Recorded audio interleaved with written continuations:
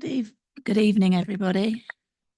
I'd like to welcome members, officers and members of the public to this meeting of the Council. Before the meeting starts, I would like to invite the committee member and scrutiny manager to update you on the systems being used and to confirm that officers in remote attendance are present.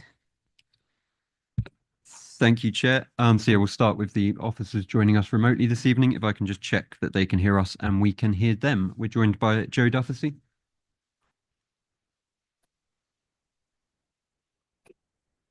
Oh, Jo's just joined the waiting room, so I'll come back to her. Geraldine Goodwin.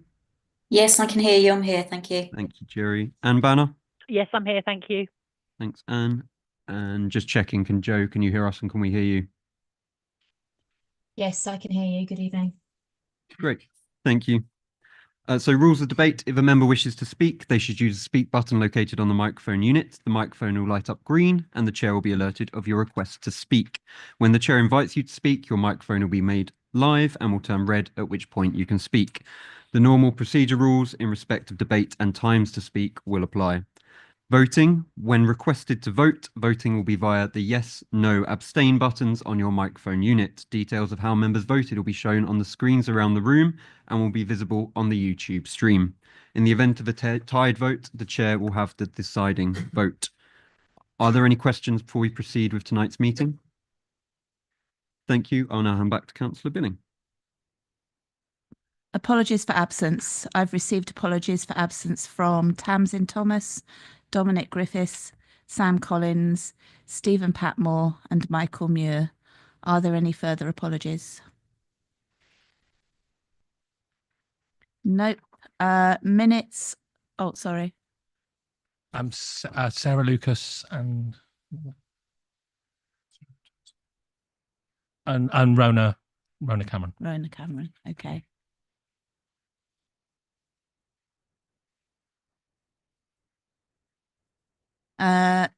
Minutes of the meeting of the 28th of November 2024.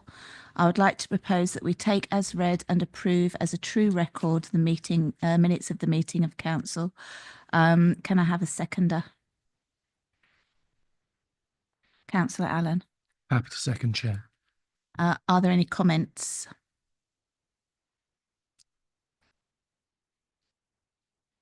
Councillor Barnard. Thank you, Madam Chair. I'd like to make a very short statement, if I may.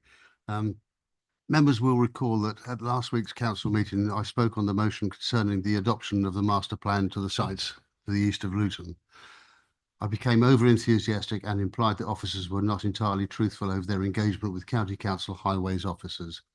This I regret and would like to publicly apologise for my behaviour. I had the opportunity on the night to personally apologise to one officer, and I wrote to our monitoring officer the next morning expressing my regret and apologising to all concerned.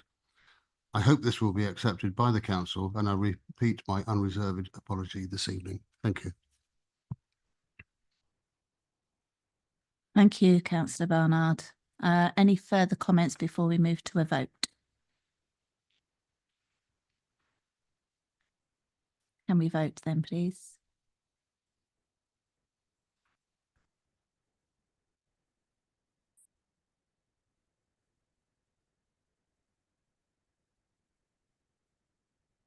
Thank you. That motion is carried.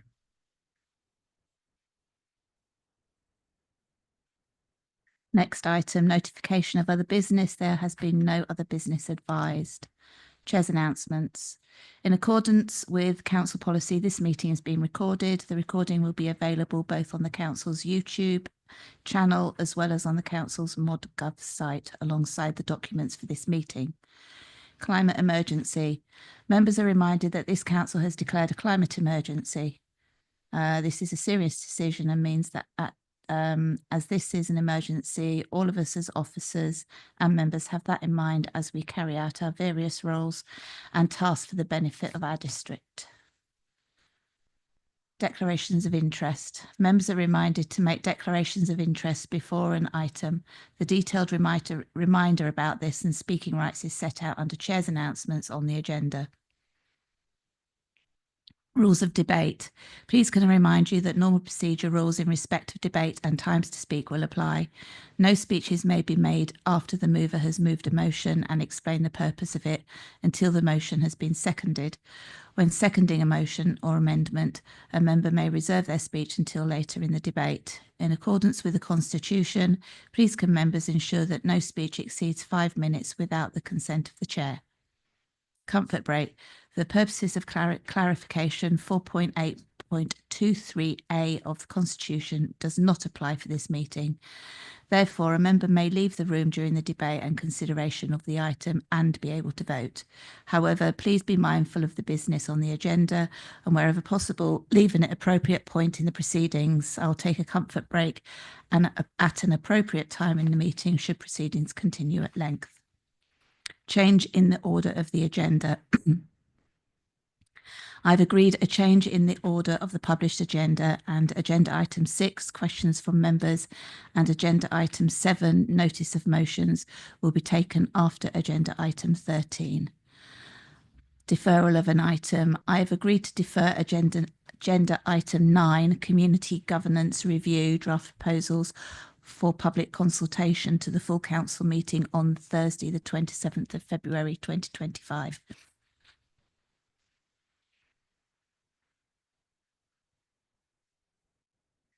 Long Service Award, Louise Symes. Louise joined the council in January 1995, having recently emigrated from South Africa, following her husband finding a job in Milton Keynes. Louise started looking for a planning role locally and was successful in getting a planning policy officer post at North Herts. Louise then worked her way up to a principal role and then to where she is now, a strategic planning and projects manager. Some of her past key roles have been in the local plan, various Churchgate schemes and town centre enhancements, notably the award-winning Baldock scheme, the Fish Hill scheme in Royston and Sun Street in Hitchin. Currently, Louise is leading on the installation of EV charging points in our town centre car parks, installation of the new pay on exit parking machines and the forthcoming town centre strategies. Louise has been a key officer for the council over the last 30 years, and I would like to propose that council places on record its sincere thanks and appreciation to Louise Symes for her long and valuable service to local government. Can I have a seconder? Councillor Allen. Very happy to second this and really do appreciate all the work Louise has been doing for us over the years. Are there any other comments? No. Can we go to the vote, James, please?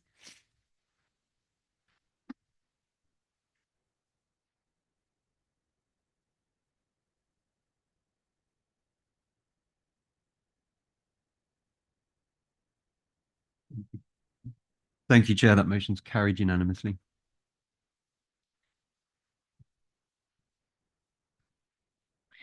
It's now with great sadness that I announce that former councillor Tony Hunter passed away on the 7th of January 2025. Tony was a councillor representing Royston Meridian Ward from May 1999 to May 2023, when he chose not to stand for re-election, and was part of Cabinet between May 2013 and May 2019, serving as the Executive Member for Community Engagement and Rural Affairs. He also served as Chair of Royston District Committee from May 2017 to May 2023. Councillor Tony Hunter served on several committees such as Overview and Scrutiny, Council Tax Setting, Planning Control and CCTV, Partnerships Joint Executive Committee. We have been informed that the funeral will be held at the Cam Valley Crematorium on Tuesday, the 4th of February 2025 at 1 o'clock. All are welcome to attend. Our thoughts obviously are with Tony's family and friends at this sad and difficult time. Can I invite members to pay tribute? Councillor Ralph Munsell. Thank you very much, Chair. And when I heard the news of Tony's death, I was truly saddened. And it was such sad news to start this year off with. But he served the community in Royston for 24 years, and he certainly made his mark. And he was very proud to serve that community. And I know that he was very much focused on the community, particularly when he served in that portfolio for this authority. I always remember him as a man who provided a common sense perspective on things. He was not someone who would hold back. He was always someone who spoke his mind and was robust. And certainly in politics, in local government, that is needed, and it is needed more. And I know that his loss is going to be felt right across Royston, right across North Hertfordshire, and right across the Conservative Party locally as well, because the last time I saw him was when he was campaigning for the Royston by-election. And I know his commitment to this district, to the people of this district, and to the principles of which all members of the Conservative Party hold so incredibly dear, was very much until his last breath. So our thoughts are very much with his family and friends at this difficult time. And Tony, you were one of the best.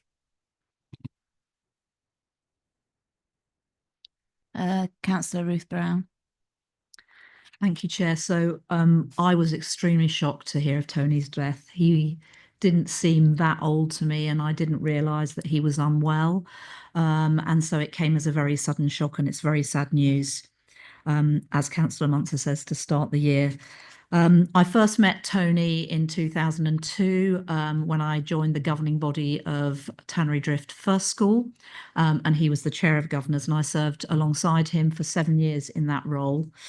And then latterly, when I became a councillor, I was on the district committee when he was chair, and he was very supportive of the proposal that I put forward in January to start piloting Royston Town Talk in January 2020, which was something that the late Judy Billing had encouraged me to think about, because Hitchin Town Talk was so successful. And it was due to Tony's support that we were able to go ahead with piloting that. And I believe the first one we had people queuing to come in. Unfortunately, then the pandemic hit, so that didn't continue as we'd hoped. But as has already been said, he served as a district councillor in Royston for 24 years. He also served as a county councillor for 12 years. And one thing that I've been very involved in that he was incredibly supportive of was town twinning. And he was always at the civic events. He was always very supportive. I got involved in town twinning in 2008, and he supported it for the whole time that I was involved. Well, I'm still involved.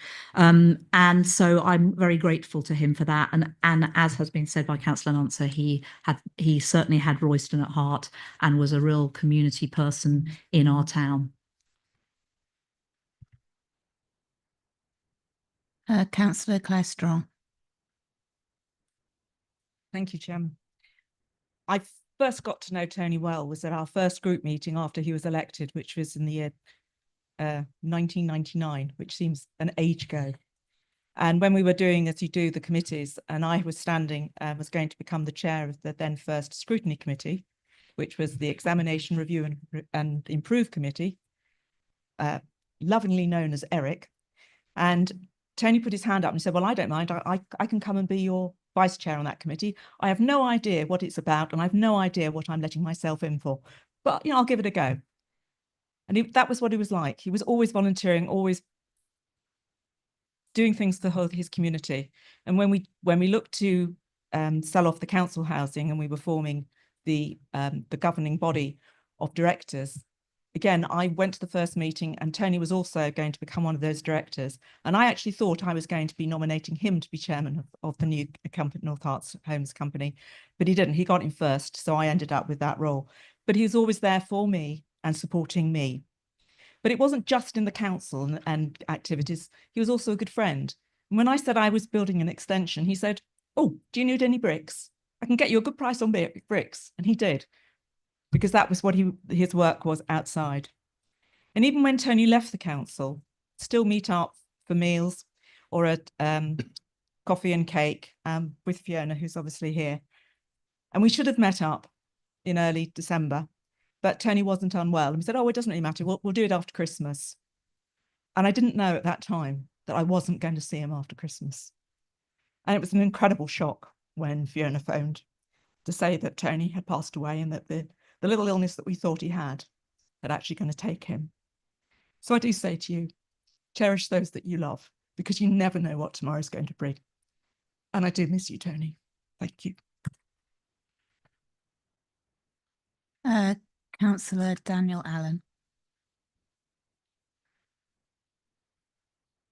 Tony and I obviously politically were quite opposite. And the robust discussions were definitely there, particularly in planning. But what I would love to say is Tony taught me so much, and he didn't care about the fact that we were politically opposite. When it came to planning, he saw a new councillor that needed help and he helped them. He was always straight with you, and I really do miss him. He was a really, really great councillor. Thank you.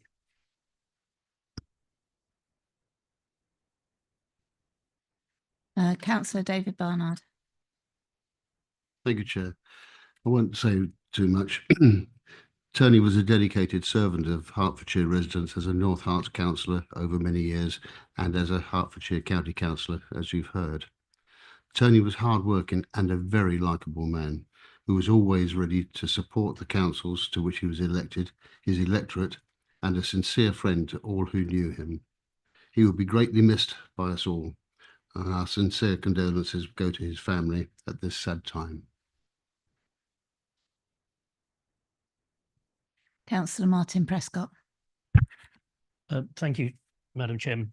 I'm not going to talk for a long time because I didn't have the depth of experience of Tony that all of you in here had. I only knew Tony possibly for the last year or so, when he was very helpful to me when I was canvassing to try and get elected. All I knew about Tony was that he was a lovely bloke. He had a great sense of humour. And when it came to taking a youngster like me under his wing, he was there for me. I will miss him. I was shocked and stunned when I heard that he'd passed away because I wasn't even aware that he was ill. I will really miss him very much. Councillor Tina Bartois. Thank you. I met Tony first about 5 years ago when I was on the board of North Herts and Stevenage CVS, and I just wanted to say how much his support as the rep from this council to that board just made such a big difference. He was truly a community servant, and yeah, we could do with more people like him. Thank you.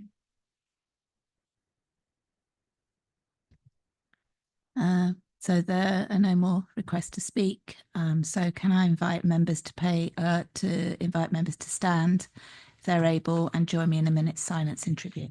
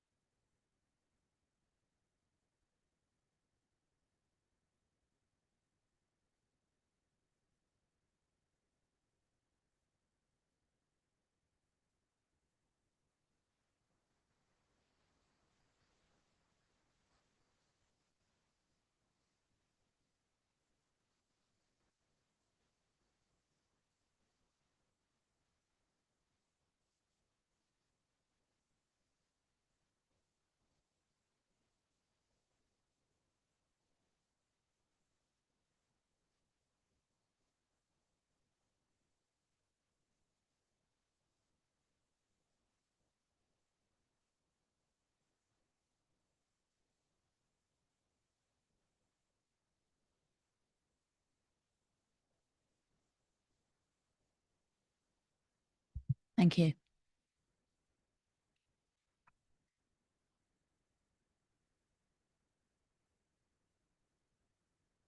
Next item is public participation, and we have no public participation at this meeting.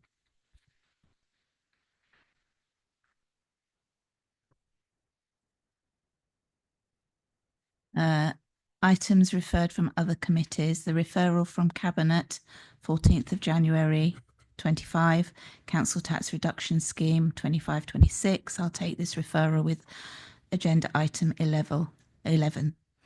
Referral from Cabinet, 14th of January 25, Quarter 2 investment strategy, capital and treasury review 24-25.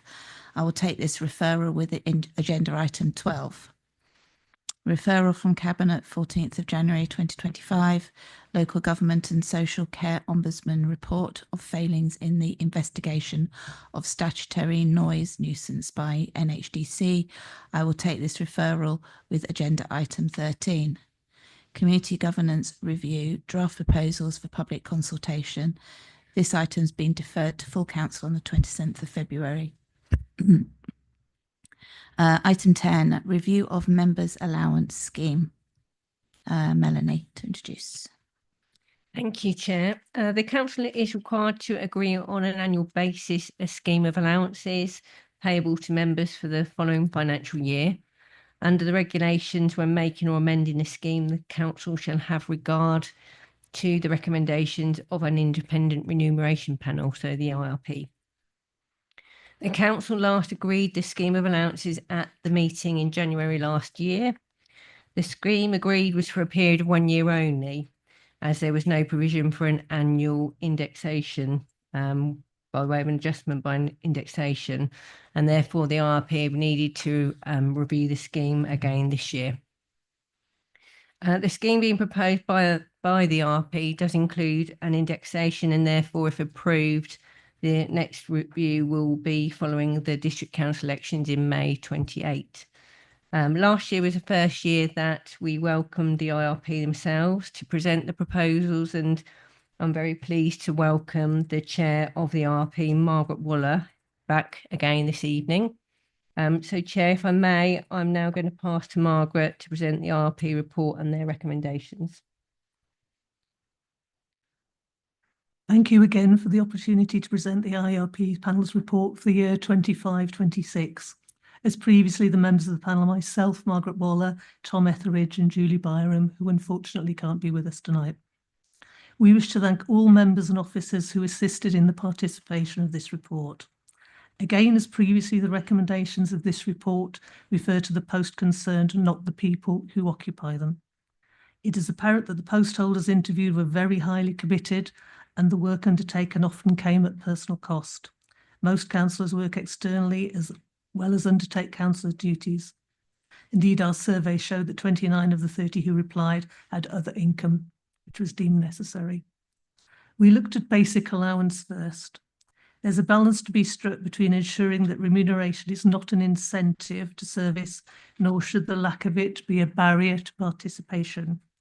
We make proposals which would cover the term of the new administration in order to provide certainty as to the way both basic allowance and special responsibility payments would be increased, and therefore to depoliticise the process as far as possible in line with views expressed last year. In our last report, we expressed our intention to increase basic allowance in line with council staff pay awards. We therefore recommend that for the next 3 years, basic allowance be increased by council staff pay awards. The 2025-26 increase is therefore recommended to be 4.1%, bringing basic allowance to £5,999. Even with this increase, the basic allowance is slightly below the average for neighbouring councils. We are aware that you may wish to amend this proposal of in favour of using CPIH, giving an increase of 3.2% and using CPIH until 2028-29. Our aim has been to make the scheme sustainable. Indexation to inflation is not sustainable in the long term, in our view. One of the options with this was one of the options we looked at in last year's report, and I quote paragraph 5.23, an increase in line with inflation. Increasing allowances in line with inflation would maintain the real terms value of council's allowance. This would avoid allowances losing their value, but would not start to close the gap identified by our baseline exercise. There is still a gap there. Over the long term, wages increase above inflation. We recognise that councillors are not employees and this is an allowance. However, the financial cost of being a councillor compared to the rest of the economy will increase. At some point, this may force you to look at a big step up in allowances. Indexation to council officers allows parity with the people you work with. The IRP looked in more detail this year at special responsibility payments. As far as possible, the IRP looks to benchmark payments against national figures, unless the workload of a post looks significantly higher or lower than might be expected. In this respect, we looked at the number of meetings a post holder was likely to have to attend in a year. Both national benchmark data and number of meetings are attached at Appendix 2 and 4 of this report. Again, even with these proposed increases, the allowance for most posts are well below the average of this area. Our recommendations will apply to give increases over subsequent years, since we have expressed SRAs as multiples of basic allowance. An IRP report will only be submitted in the next 2 years if there are meaningful changes to special responsibility allowance posts. Dependent care allowance is recommended to increase in line with the October 24 London weighted real living wage of £13.95 per hour. Travel and subsistence rates remain the same, but we have included the ability to claim taxi fares where no public or private transport is available. We would remind councillors that should they so wish, the members' allowance scheme allows renunciation of any or all of the allowance, any part or any or all of the allowance. We recognise that any increase to the members' allowance scheme is your decision. This is your scheme. We do, however, recommend our report for your consideration and are happy to answer any queries arising. Thank you.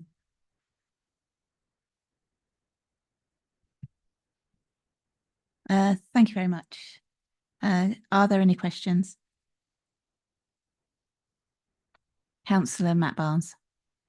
Thank you, Chair, and thanks for the explanation. That was really helpful. Was the IRP made aware of the budget assumption around these allowances as part of the process? And if so, what consideration was given to that? No, we don't. Probably on purpose, I reckon. We could have asked. But at the end of the day, the decision on it is yours, not ours. We make recommendations based purely on the logic and the things that we find looking at our review.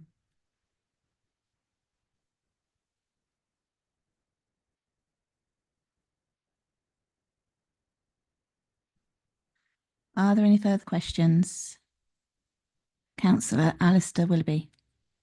Thank you, Chair. A quick question. And this may seem slightly self-involved, but I might not have the role next year, so it may very well not be self-involved. Could I ask why the chair of standards wasn't considered for an SRA? Because quite a lot of I've done quite a lot in the role, probably more than the other SRAs that I have. Just wondering that really. It is. That's a difficult question to answer. It sometimes isn't. It sometimes isn't. I'm in two minds on that particular issue. It doesn't come up very often, put it that way, and it certainly wasn't raised with me in any of the surveys that we did. If it had been raised, we would certainly have looked at it, but I wasn't aware that it was an issue. So yeah. Sorry, may I just come back? I had answered it in my survey, so I'm interested that it didn't come up in any surveys. Not that I'm aware of.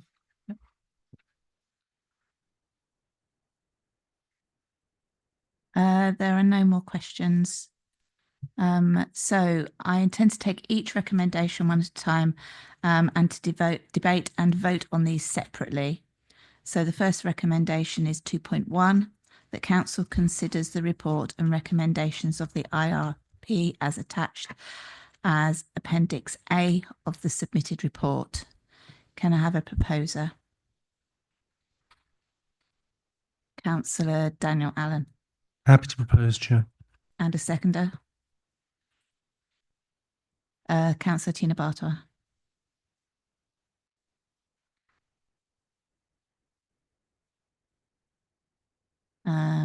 Okay, so move to the debate.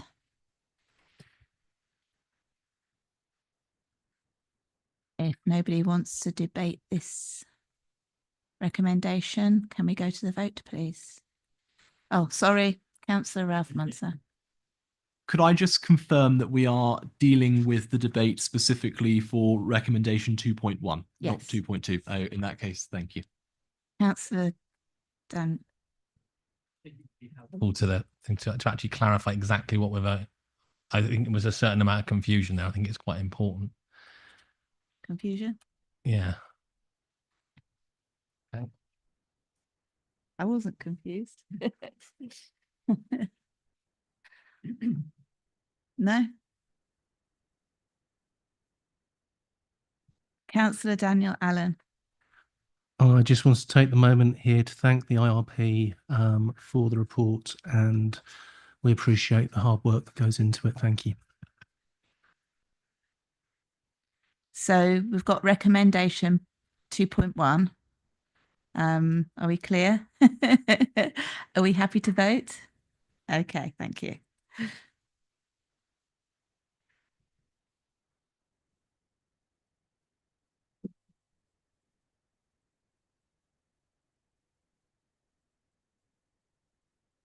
Thank you, Chair. That motion is carried.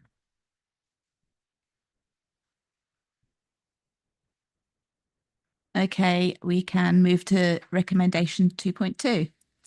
That council agrees the members' allowance scheme for 25 to 26 as set out in Appendix B, amended as per tracked changes of the submitted report, with specified indexation to be applied for up to the next 4 years through to 31st of March 2029.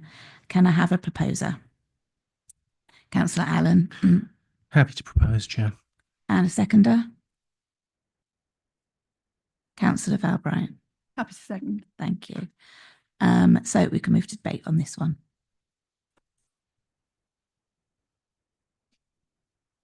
Councillor Ralph Munson. Thank you, Chair. And can I first of all take the opportunity to thank the independent panel for all of their work and for the comprehensive report. It was a pleasure to meet with you to discuss these matters of which are before us tonight. And I am in a somewhat different position to that of which I was in this time last year, insofar as I am in receipt of an SRA. So I'm not sure whether I have to declare an interest there, but if that is the case, I have declared it. But it hasn't changed my opinion in that councillors should be remunerated appropriately for their work, but it is not a full-time job at this current stage. And whenever we are dealing with matters such as remuneration, it is always about striking the right balance. It's about striking the balance between ensuring that councillors are properly remunerated for the work of which they conduct in this role, but equally as well about what's in the public interest. And at this juncture, at this stage, I do not believe it to be in the public interest for councillors to award themselves an above inflationary increase of 4% on the basic allowance, for the leader to get an increase in 12.5%, for cabinet members to get an increase of 31.2%, and then for leaders of opposition groups such as myself to then get an increase in 51%. It is well above inflation, and it is not in the public interest when this authority is cutting services. Our residents come August are going to be faced with their bins being collected once every 3 weeks. We're going to be seeing the garden waste being put up to £55, which is a 40% increase since the Labour and Liberal Democrat joint administration. And we're going to potentially see car parking fees increase across our town centres. Our residents are paying more and getting less. And I want to just touch upon the indexation, because our officers work incredibly hard. This is, for most officers, I would surmise, their full-time employment and their only source of income. For councillors, that is not the case. As councillors, the vast majority of us have full-time jobs and other sources of income.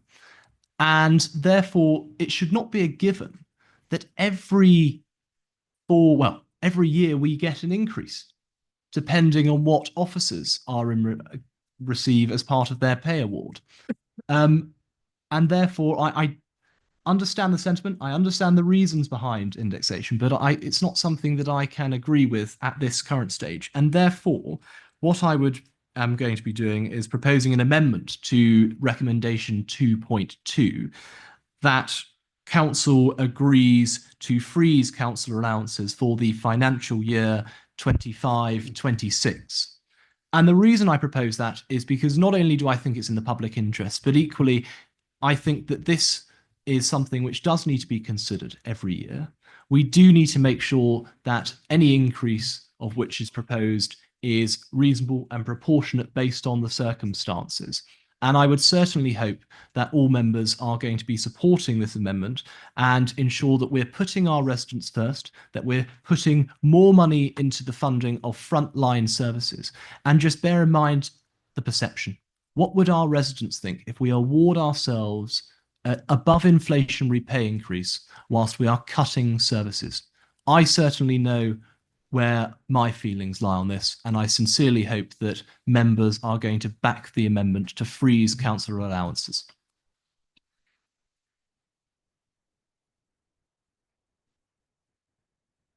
Thank you. So is that a formal amendment? Okay.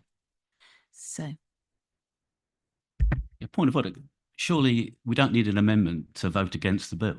You either vote for it or against it.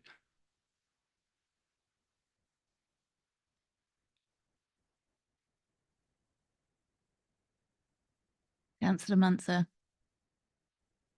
In previous years, we have put forward amendments with respect to freezing council allowances, and therefore, if it's suitable for previous years, one would surmise that it is suitable for this current year.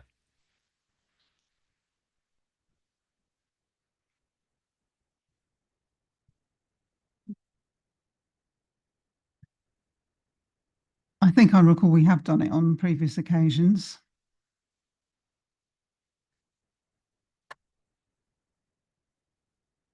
So what is being proposed is a freeze in council allowances and the special responsibility allowance. It doesn't freeze or prevent the changes of which are proposed by the independent panel's report on matters such as childcare, because that certainly is an important matter, and it's important for diversity and inclusion that members have access to those changes. But it is purely related to the basic council allowance and the special responsibility allowances. Can I just clarify whether well, actually we don't have a proposal in relation to the independent persons or the members, so that's okay.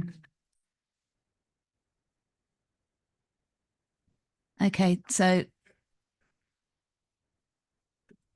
Can I just clarify with the monitoring officer?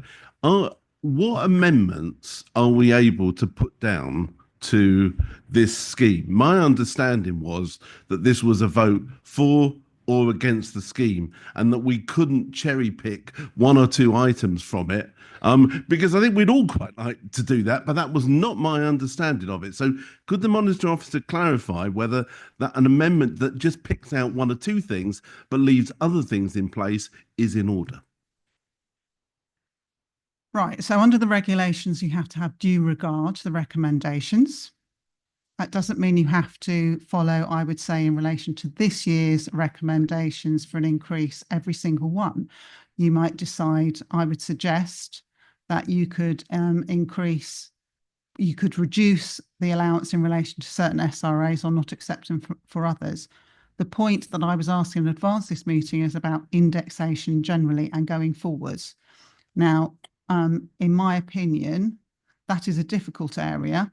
Obviously, you've got analysis on that point, and under the regulations, it is for the panel to recommend whether you have an indexation, and if so, which indexation you should choose. And I think if you decide to superimpose a different indexation, that places you in a difficult position.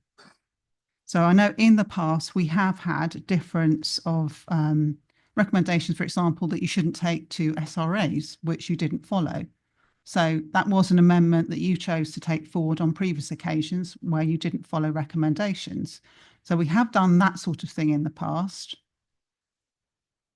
So I think in this occasion, because you have done this in relation to the basic and the SRAs, if there's an amendment to freeze, then as long as it's seconded, I think you should vote on it.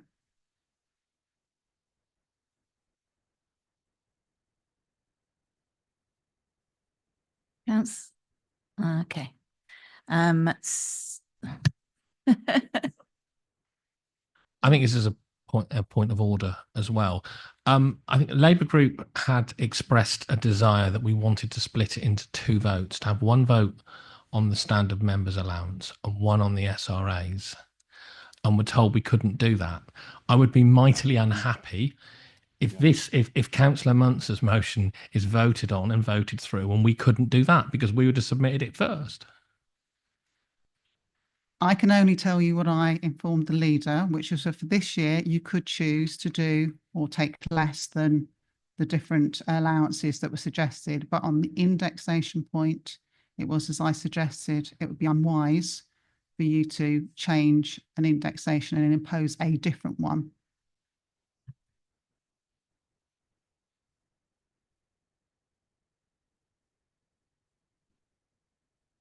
Councillor Allen. I hate to argue this, but it wasn't told unwise, it was told couldn't. That's really. Okay, we need a seconder for the amendment. Councillor Barnard. Happy to second and reserve my right. Okay, thank you. So can we debate the amendment, which is? The amendment is that the members' allowances have frozen for 25-26. So that's the basic rate and the SRAs. Thank you. So who would like to debate this? Councillor Nigel Mason. Thank you, Chair. These are always difficult debates. And if we have a substantive debate on it later, I have a few points I wanted to make on that point. I won't be voting for this amendment, but I would like to point out if this is to go down, then I think the Labour group will be minded to move the motion that we had suggested to split it into 2 votes, 1 for the members, the standard members allowance, and 1 for the SRAs. But we can only do that if this fails.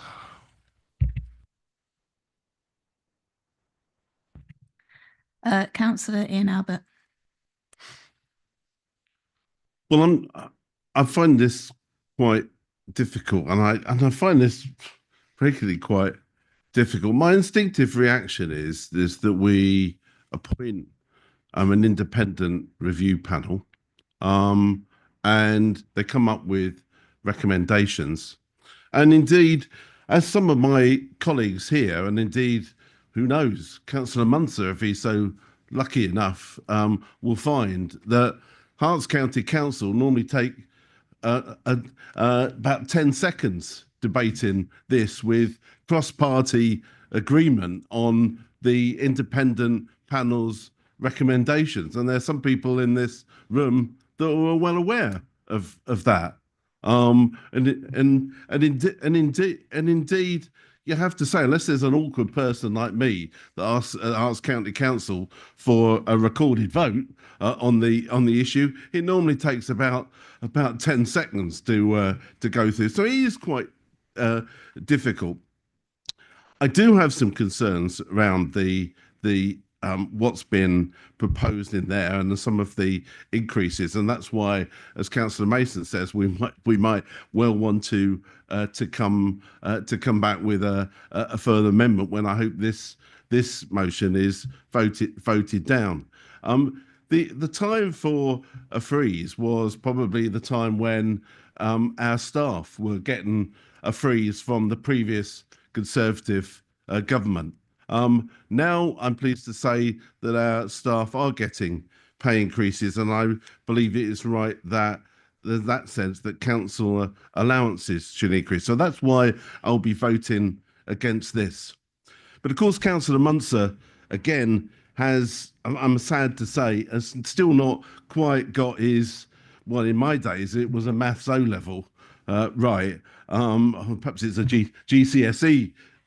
He suggests in his response that the garden waste charge, again, is going up by 40%. Now, my maths that says an proposed increase from £49 to £55 is not 40%, unless Councillor Munster has probably used maybe his abacus to try and do that. And also, even if Councillor Munster wants to go back to when the joint administration took charge in 2019, that £40 then in 2019, and bear in mind how much the Liz Truss and the Conservative government drove up inflation over that time, a £40 charge increasing to £55. I don't think even that is 40%. So let's be clear that when Councillor Munster suggests he's freezing budgets, he perhaps wants to do some maths in the first place. I think he's right in one place, that this is about striking the right balance. He will find, and he will know from having seen the cabinet papers, that we aren't about, in this administration, cutting services. And indeed, you'll see in that paper that, for example, we will be proposing a significant increase in our environmental health services in the paper. And you will see that it's a publicly available paper, which I'm sure he will have read. So this is not about cutting services if we increase the council allowances. So we'll be voting against a freeze. But obviously, if now we have that opportunity, from, as the monitoring officer says, to look at which allowances should increase in different ways, I do think the cabinet allowances have increased by too much. I think they should be much more in line with inflation, or in line with our staff inflation, or indeed in line with the basic member allowance. That would be my preference. But in terms of a freeze, no, Councillor Munster, it won't be happening at Herts County Council, as you well know, that has a Conservative administration, and it shouldn't be happening in this council either, and I will be voting against this motion.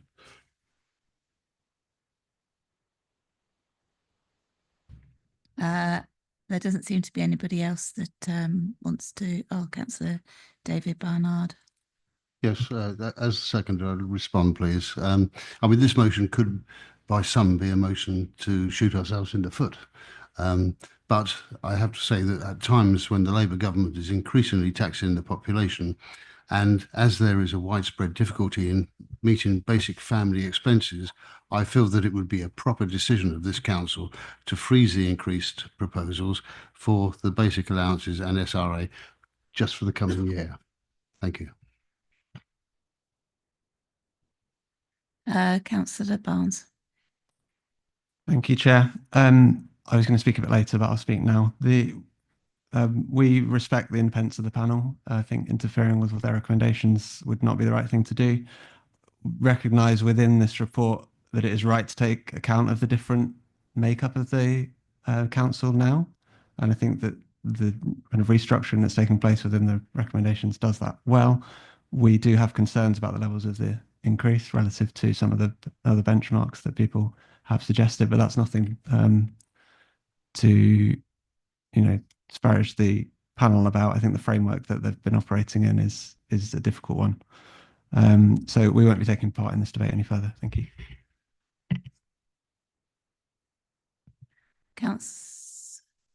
Okay. Sorry, I think that's all the debate on this. Councillor Munter.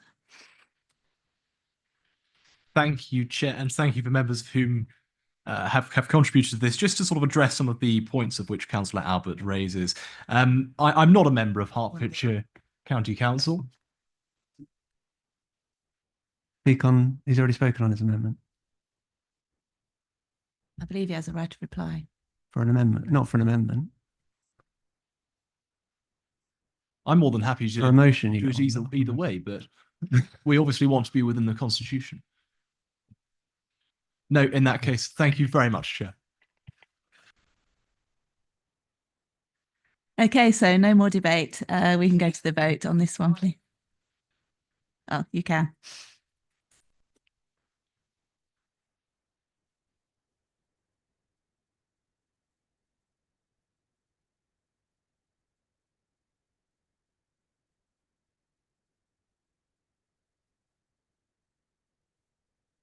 Thank you, Chair. That amendment is lost.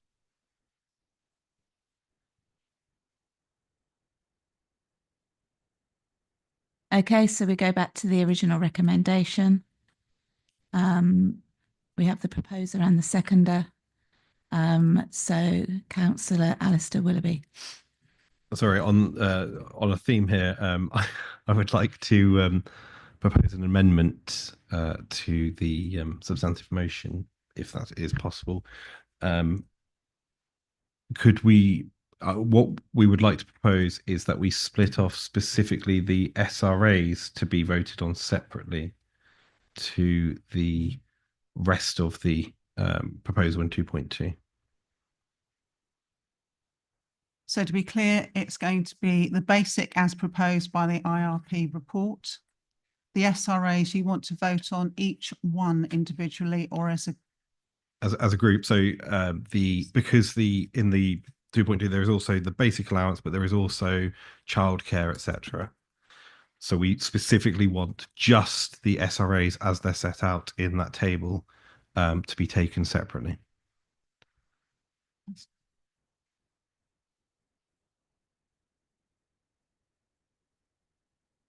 Yes, sorry to point out, there's obviously the multiplier effect as part of the report that's come forward as to in relation to the SRAs.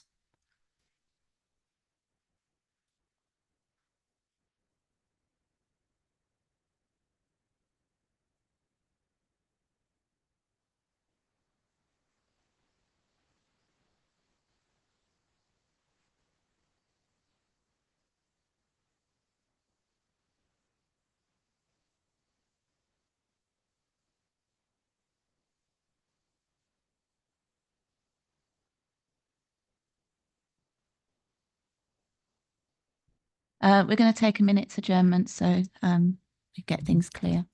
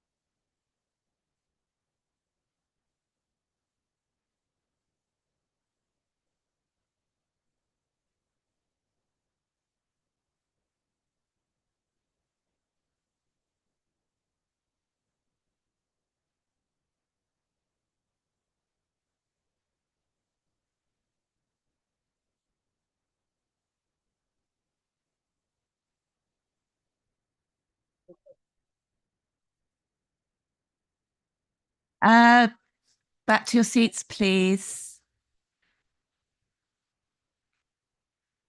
So I have a amendment from who's proposing it? Councillor Willoughby. Thank you, Chair. After having spoken through it, the specific amendment that I would like to propose is just the freezing of the SRAs for this upcoming civic year. The rest of the proposal in 2.2 remains as is. Thank you. Do I have a seconder for that? Councillor Nigel Mason. To reserve my right to speak. Thank you. Can we debate the amendment? Councillor Ralph Muntzer. Thank you, Chair. I mean, I'm just flabbergasted, really, because the Labour Party still want to award themselves a above inflation re-increase of 4.1%. You know, everyone gets that allowance, not just the special responsibility holders. So all of the Labour members opposite are going to be evidently quids in, hence why they want to support this. I would urge colleagues to vote against in the strongest possible terms and make sure that we're not getting an above inflation pay increase. Councillor Daniel Allen. The more you speak, the more you sound like Jacob Rees-Mogg. The whole point of this is to make sure that people are properly supported in the work they do to look after their communities. We don't all have cushy London jobs. We don't all have solicitors' wages. Some of us work from home. Some of us are parents. We do this because we care about our community. And an independent person has recommended this, not us, an independent person, an expert who we respect. So I would suggest you respect their findings. Councillor Laura Williams. I think I'm probably going to echo what Councillor Allen said. I think we as a council pay for an independent review, and if we choose to decide that that money didn't need to be spent, which it was going to be spent anyway, but you know, if we decide to ignore that, we spent money unnecessarily, and at that point we start choosing how much we award ourselves, and I think that is a trickier place to be. I think we have an independent review, and I think it's quite difficult to say that we know better than that. Councillor Vijay Pupla-Singham. Thanks, Chair. I agree with the comments made by my colleagues, Councillor Allen and Councillor Williams. One of the points I want to emphasise specifically on this amendment that's just been put forward, it is about balance. And it's about the balance in recognising the role that councillors undertake. And it's about supporting all councillors from all backgrounds to be able to undertake this role, which is a privilege, but it is one that needs to be accessible to as wide as possible, a demographic as possible. Councillor Muntzer earlier alluded to the fact that all councillors potentially, or all councillors of this authority potentially had alternate full-time jobs and alternate incomes. That may well be the case for a number of us, but it should not be the basis on which councillors are selected or councillors, potential councillors, decide whether or not they are going to undertake the role. So this amendment will provide the balance in recognising that the basic allowance provided to all councillors should at least support all councillors able to do this role, without then also bringing up the issues with the SRAs. Councillor Tim Johnson. I'd just like to comment on the respect issue. I find it a bit laughable that the leader asks for respect from Councillor Muntzer and then childishly talks about cushy jobs in London. I think respect goes both ways. Councillor David Barnard. Thank you, Chair. Just a reminder to Councillor Allen. I mean, he mentioned all of these cushy jobs that people have.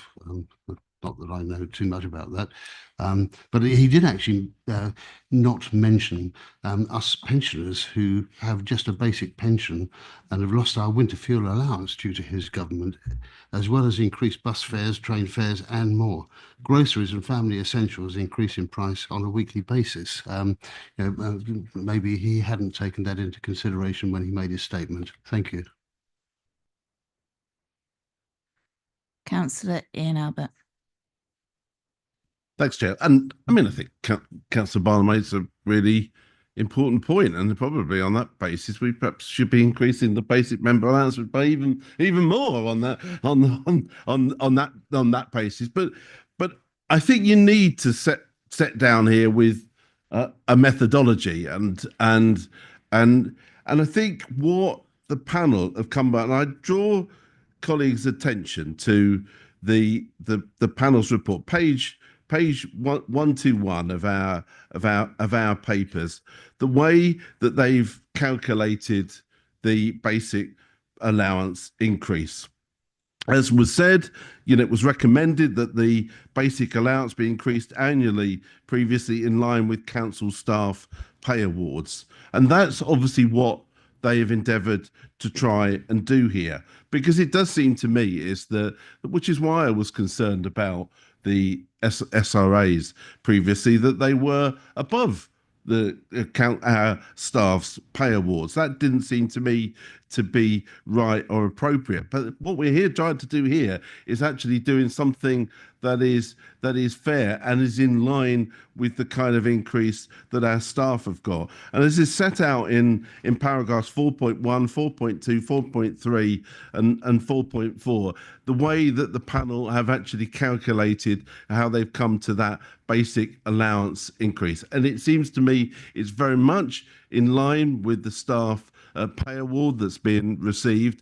And that to me seems why it is, I think, and using Councillor Munster's words, does strike the right balance between obviously both financial fairness and fairness to what our staff are receiving, and also I think is proportionate in terms of affordability. So I would highly commend the panel's work and those paragraphs 4.1 to 4.4, and that's why I'll be supporting this amendment. Councillor Nigel Mason. Thank you, Chair. In my, 3.5 years sitting in this council chamber, I think some of the most uncomfortable moments have come with the annual debate on councillors' allowances. To any of us with one iota of self-awareness, to the outside world, this is us marking our own homework. And that is probably a generous interpretation compared to some of the comments that will fill our social media accounts tomorrow.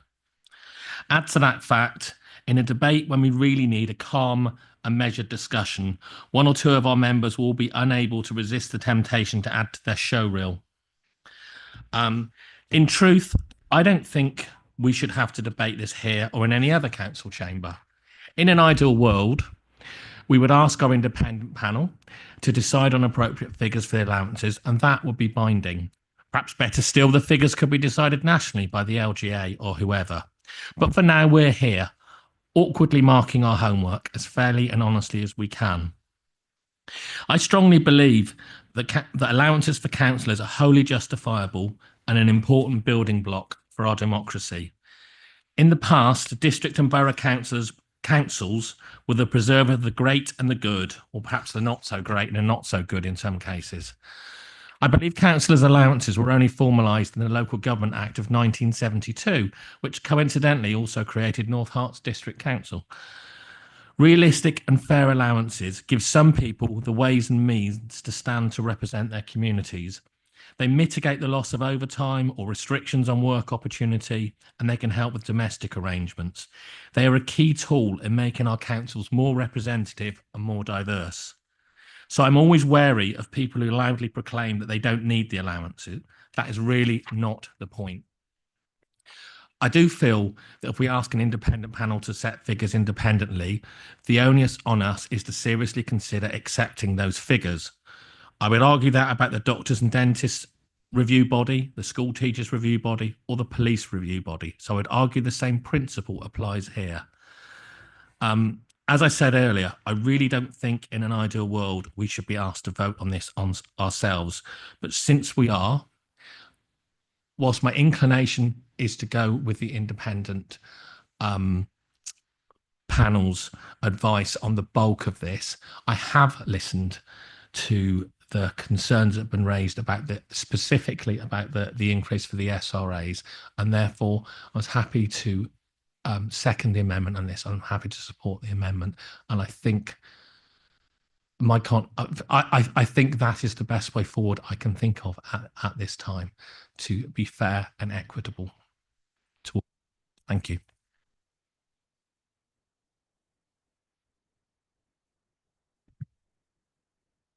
There are no more requests to speak. So can we move to the vote, which is whether we freeze the SRA. the SRA as recommended?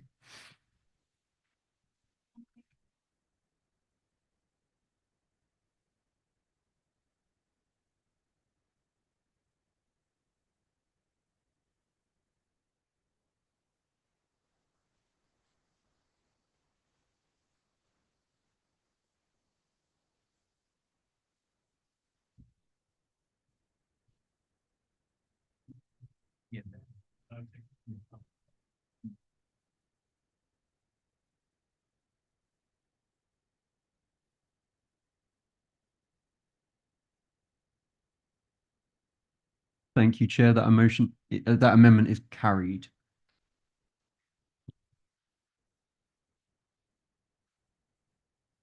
Okay, so we move to the substantive motion, which is, and I don't know how to read it. Which is the scheme as is with the freeze to the SRAs. So it's the scheme as it stands, with the SRAs being frozen for 1 year. So we've had the proposer and seconder, so we move to the debate. Councillor Ruth Brown. I just wanted to ask a question. Does that mean that these will be index linked for 4 years, or will we be voting again next year? No, index linked. So the SRAs will stay the same, or they'll be index linked next year. What will happen to the SRAs next year? So next year there'll be index linked, but only in accordance with the index that's been suggested, and not the multiplier. That's my understanding of the issue. Yes. Okay, so we're clear. So we move to the debate on this item.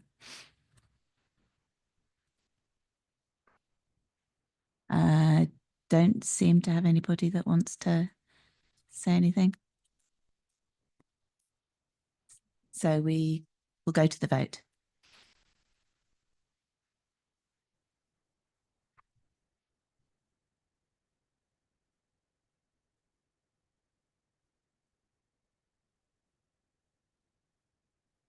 Thank you, Chair. That motion is carried as amended.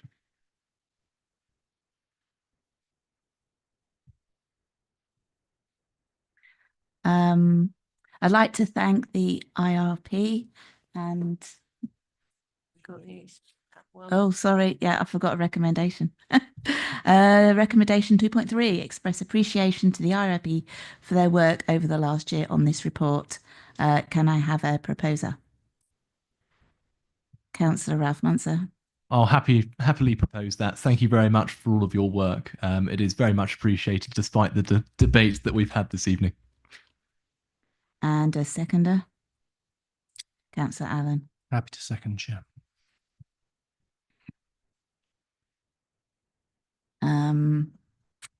So we move to the debate on this one. Councillor Ruth Brown.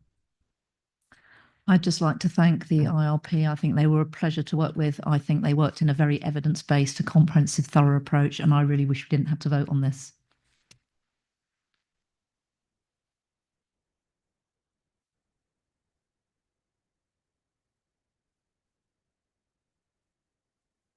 If there's no other debate or anything, can we move to the vote, please?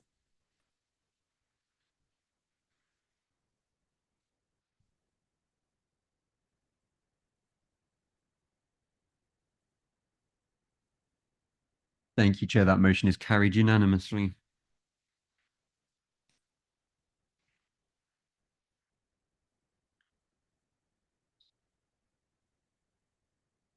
I'd like to thank the IRP for the time and effort they have put into speaking with officers and members when putting together their report and recommendations, and considering the different views represented to them to come to their conclusions. Their hard work is much appreciated by all members, and I'd like to thank you for attending as well. Thank you, and putting up with that.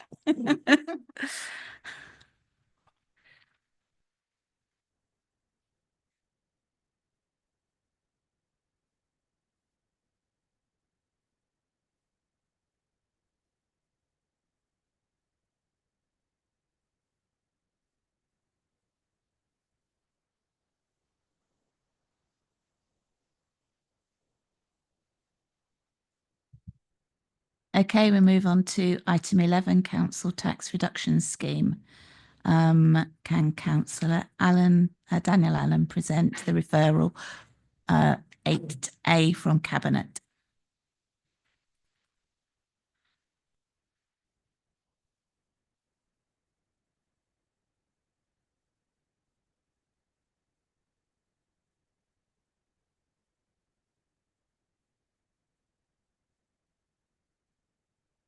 Thank you. Each year, the Council is required to review its council tax reduction scheme in accordance with the requirements of the Schedule of 1A of the Local Government Finance Act 1992, and either maintain the scheme, revise the scheme, or replace it. Council carried out a full review of its council tax reduction scheme in 22-23. The review resulted in the introduction of a banded scheme. The new scheme is now coming to an end of its second year. The scheme has been reviewed during 24-25 and no significant changes are required. There are two small adjustments to the scheme in relation to the Post Office Compensation Scheme and an uplift to the bands to reflect the Consumer Price Index. These are covered in more detail in section 8 of the report. Thank you. Thank you. Are there any questions? No. Councillor Albert. Just thanks, Chair, and hopefully this is a little less controversial item. As Councillor Allen says, we've obviously required to review our council tax reduction scheme. And within that, as set out and as obviously Cabinet discussed, we've concluded that no significant changes were necessary for the 25-26 scheme. However, there are some minor adjustments recommended. One relates to the Post Office Compensation Scheme and another to adjust the income bands to reflect the Consumer Price Index. These adjustments ensure the scheme continues to support those most in need. The Council has further strengthened its policy on investigating and handling fraud as recommended by the Shared Anti-Fraud Service. Now, the Council Tax Reduction Scheme is divided into two schemes, one for pension age applicants, which is set up and funded by government, and one for working age applicants determined by the local authority. Approximately a third of our claimants are pension age and around 2/3 are working age, with almost half of those working age being in paid employment. The banded scheme we introduced in April 23 aims to support those on the lowest incomes, reduce the administrative burden on the council, simplify the understanding of entitlement and provide financial stability by reducing monthly changes to council tax bills. Additionally, the scheme allows for variation in household size, provides a standard £50 a week disregard against all earnings to encourage work. Although still relatively new, the scheme is effective, has reduced the administrative burden allowing officers to focus on other areas of work, and feedback indicates that the banded scheme is easier to understand. Indeed, we've had some very specific feedback around that from our colleagues and partners in the Citizens Advice, who've provided some very positive feedback on the scheme. It's also important to say that we've having introduced an exceptional hardship scheme to provide temporary support for anyone who may have experienced hardship as a result of changing to the banded scheme. However, take-up was low, with just 6 applications in 23-24 and none so far in 24-25. Certainly something that we'll take away to look at if there's anything further we need to do around that discretionary scheme. We do, however, recognise that the higher inflation will have adversely impacted on some in regards to the council tax reduction, hence the proposal to slightly increase the bands. And I think it's important that we're actually doing that. For 25-26, we reviewed and considered a number of other options, including capping the bands with children, with changing the discount offered for those with limited capability to work, a flat rate reduction for non-dependents, capping the CTR eligibility at Band D and E properties. But we did not believe, and we've modelled all these, but we did not believe that these were right things to do. Some of these would have reduced the cost of the scheme, but more importantly, the impact would have been to increase potentially not just administration arrears, but also hardship of some of our least well-off people in our community. The cost of CTRS in 24-25 was approximately 9 million, that's shared between the council and the major precepting authorities. The split is roughly 76 HCC, 12% North Herts, 12% to the police commissioner. But I think it's important in saying to that's actually a cost. That cost is not a cost in the normal sense of the word. It's actually reducing the council tax base, as those colleagues who are on the council tax setting committee earlier on today will have heard. The maintaining the existing scheme with minor changes to thresholds is estimated to result in a slight reduction in the tax base, equating to an estimated reduction in funding for North Herts of approximately 12,000. Councillor Matt Barnes, who's chair of the scrutiny committee, asked and provided some additional sort of questions, which I've attempted to cover at least in some part this evening. But what I'll also happy to undertake, Councillor Barnes, is obviously to sort of more formally reply to your questions in writing, and also provide maybe any additional statistics that you requested, and of course obviously happy to come and talk to the scrutiny committee about the reduction scheme. So we have 3 recommendations in front of you this evening: that we approve the continuation of the banded scheme for working age applicants with a small adjustment to the income bands to reflect CPI, ensuring the scheme continues to support those most in need. Note the cost of the scheme is currently 9 million, which is not an actual cost, but a reduction of the amount of council tax collected, and that we note that the discretionary exceptional hardship scheme, previously agreed to provide additional transitional support, will continue to be used to support cases of exceptional hardship. Chair, I'd like to move those recommendations to the council. I hope that council will formally and fully support those, and obviously we're happy to pick up any questions, and I've got the Jo Dufficy and her team available to ask any technical details. Thank you. Thank you. Are there any questions before I ask for a seconder? No, there are no questions. So Ian Albert has proposed. Do I have a seconder? Councillor Allen. Happy to second, Chair. Reserve the right to speak. Thank you. So we move on to the debate. Is there anybody that wishes to debate this? Councillor Matt Barnes. Thank you, Chair. I just wanted to thank Councillor Albert for covering in his introduction all of the questions that I asked this morning at quite short notice. It's very much appreciated. I think it was helpful to have that macro level context in the introduction. I also want to thank the team that's responsible for administering the scheme and for putting this report together, because I thought it was excellent in terms of the level of detail that it went into. I fully support the proposals in the report. Thank you. There doesn't seem to be anybody else that wished to speak. So can we move to the vote?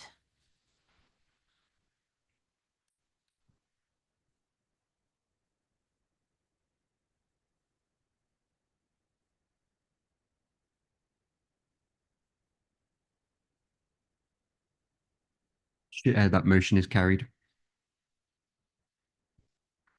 Thank you. So the next item is the Q2 investment strategy, integrated capital and treasury monitoring.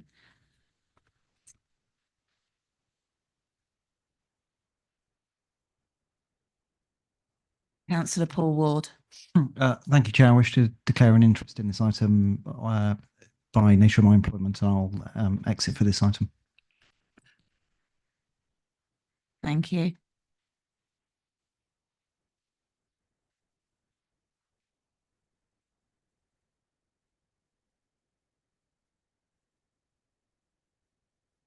Councillor Daniel Allen. Thank you, Chair. This has come from Cabinet. We have had the update on how we will deliver the capital and treasury strategy for 2024-25 at the end of September 2024. The recommendations are exciting and positive for North Herts, and I look forward to passing straight over to Councillor Albert to let everybody know.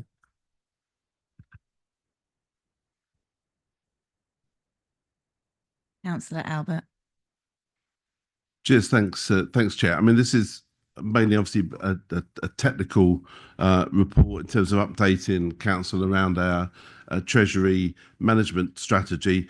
But obviously there is also, following the recent discussions we had around the public sector decarbonisation scheme, also sort of seeking council's agreement and approval for in advance for some capital expenditure for 25-26 at the North Herts Leisure Centre, which the work will be able to run alongside the public sector decarbonisation scheme work.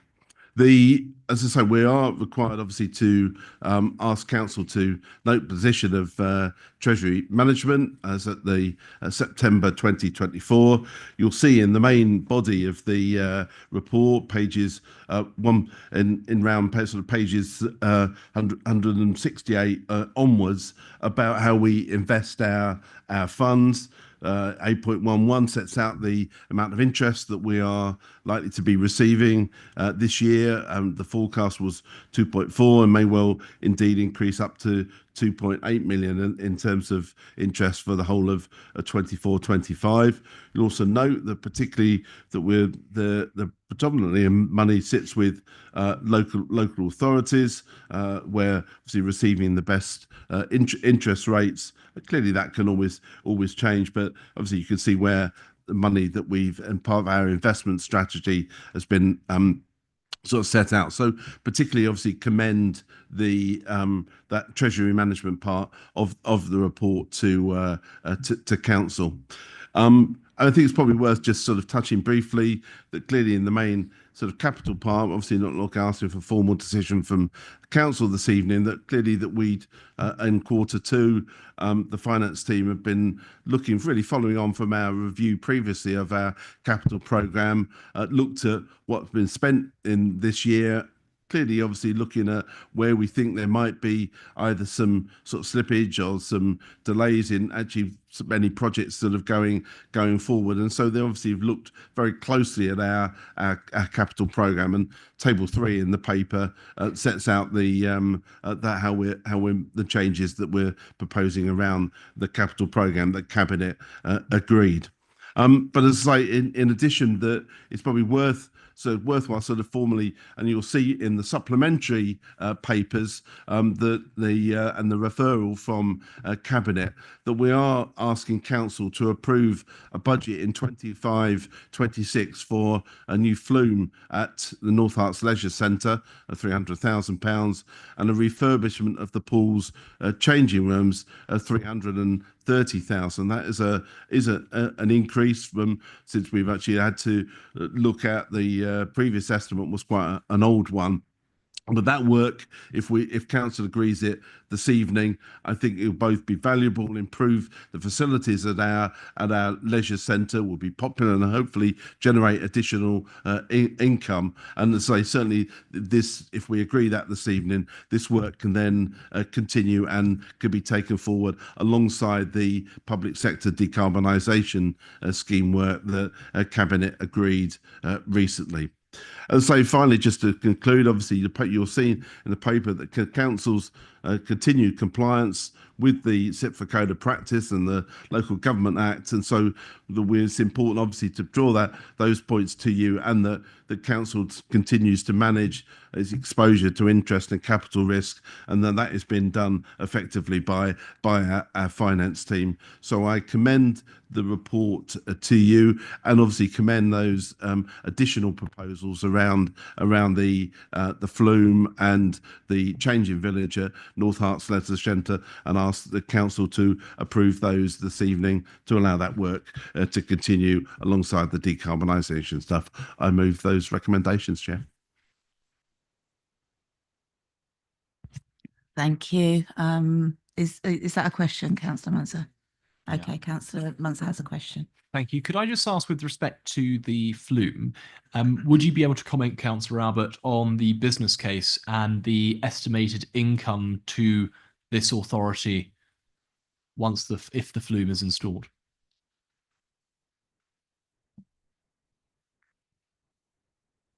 If I could ask Mr. Cooper to sort of give you the technical answer for that one.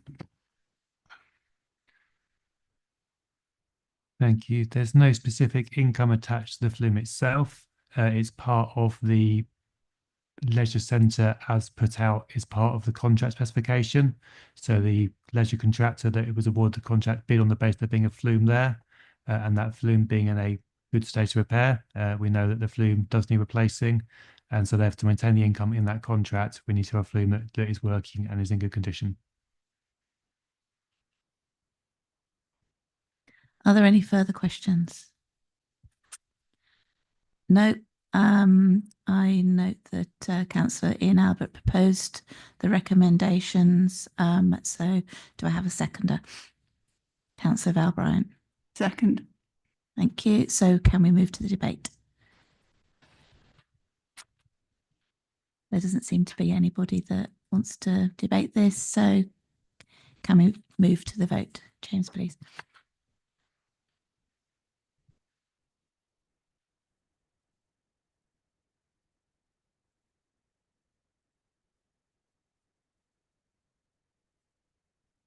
Thank you, Chair. That motion is carried.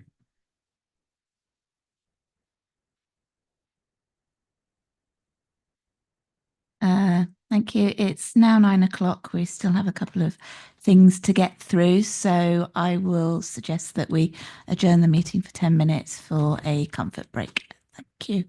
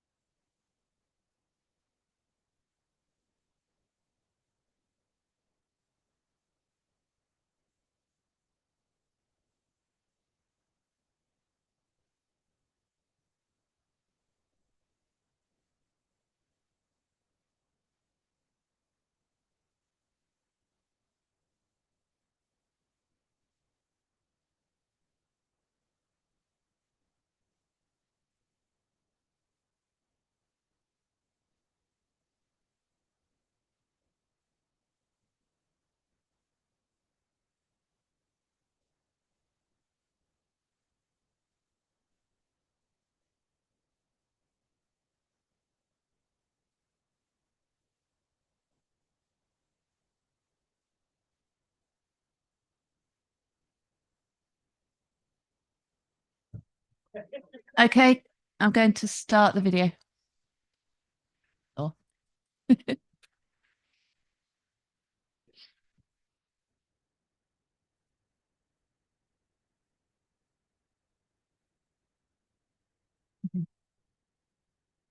Okay, so we move on to the next item, which is item 13, Constitutional and Governance Review. Jeanette Thompson to present. Thank you, Chair. So hopefully members will have had the opportunity to read this report. It was part of a fairly lengthy pre-November review process that you'll see. So this went through a constitutional working group that had group leaders and their nominated parties plus relevant officers. And it also followed consultation with members of the Planning Control Committee, the members generally in relation to the Planning Control Committee proposals, and also members and reserves and independent persons and co-optees in relation to Standards Committee and FAR. So the recommendations that you have in front of you in relation to 2.1 to 2.8 came through that process. Now, subsequent to that, for various reasons, the report was deferred, as you will know, through from December to January. So there was a couple of additional amendments that have been recommended in relation to 2.10 and 2.8 and I'll get it right, 2.9 and 2.10.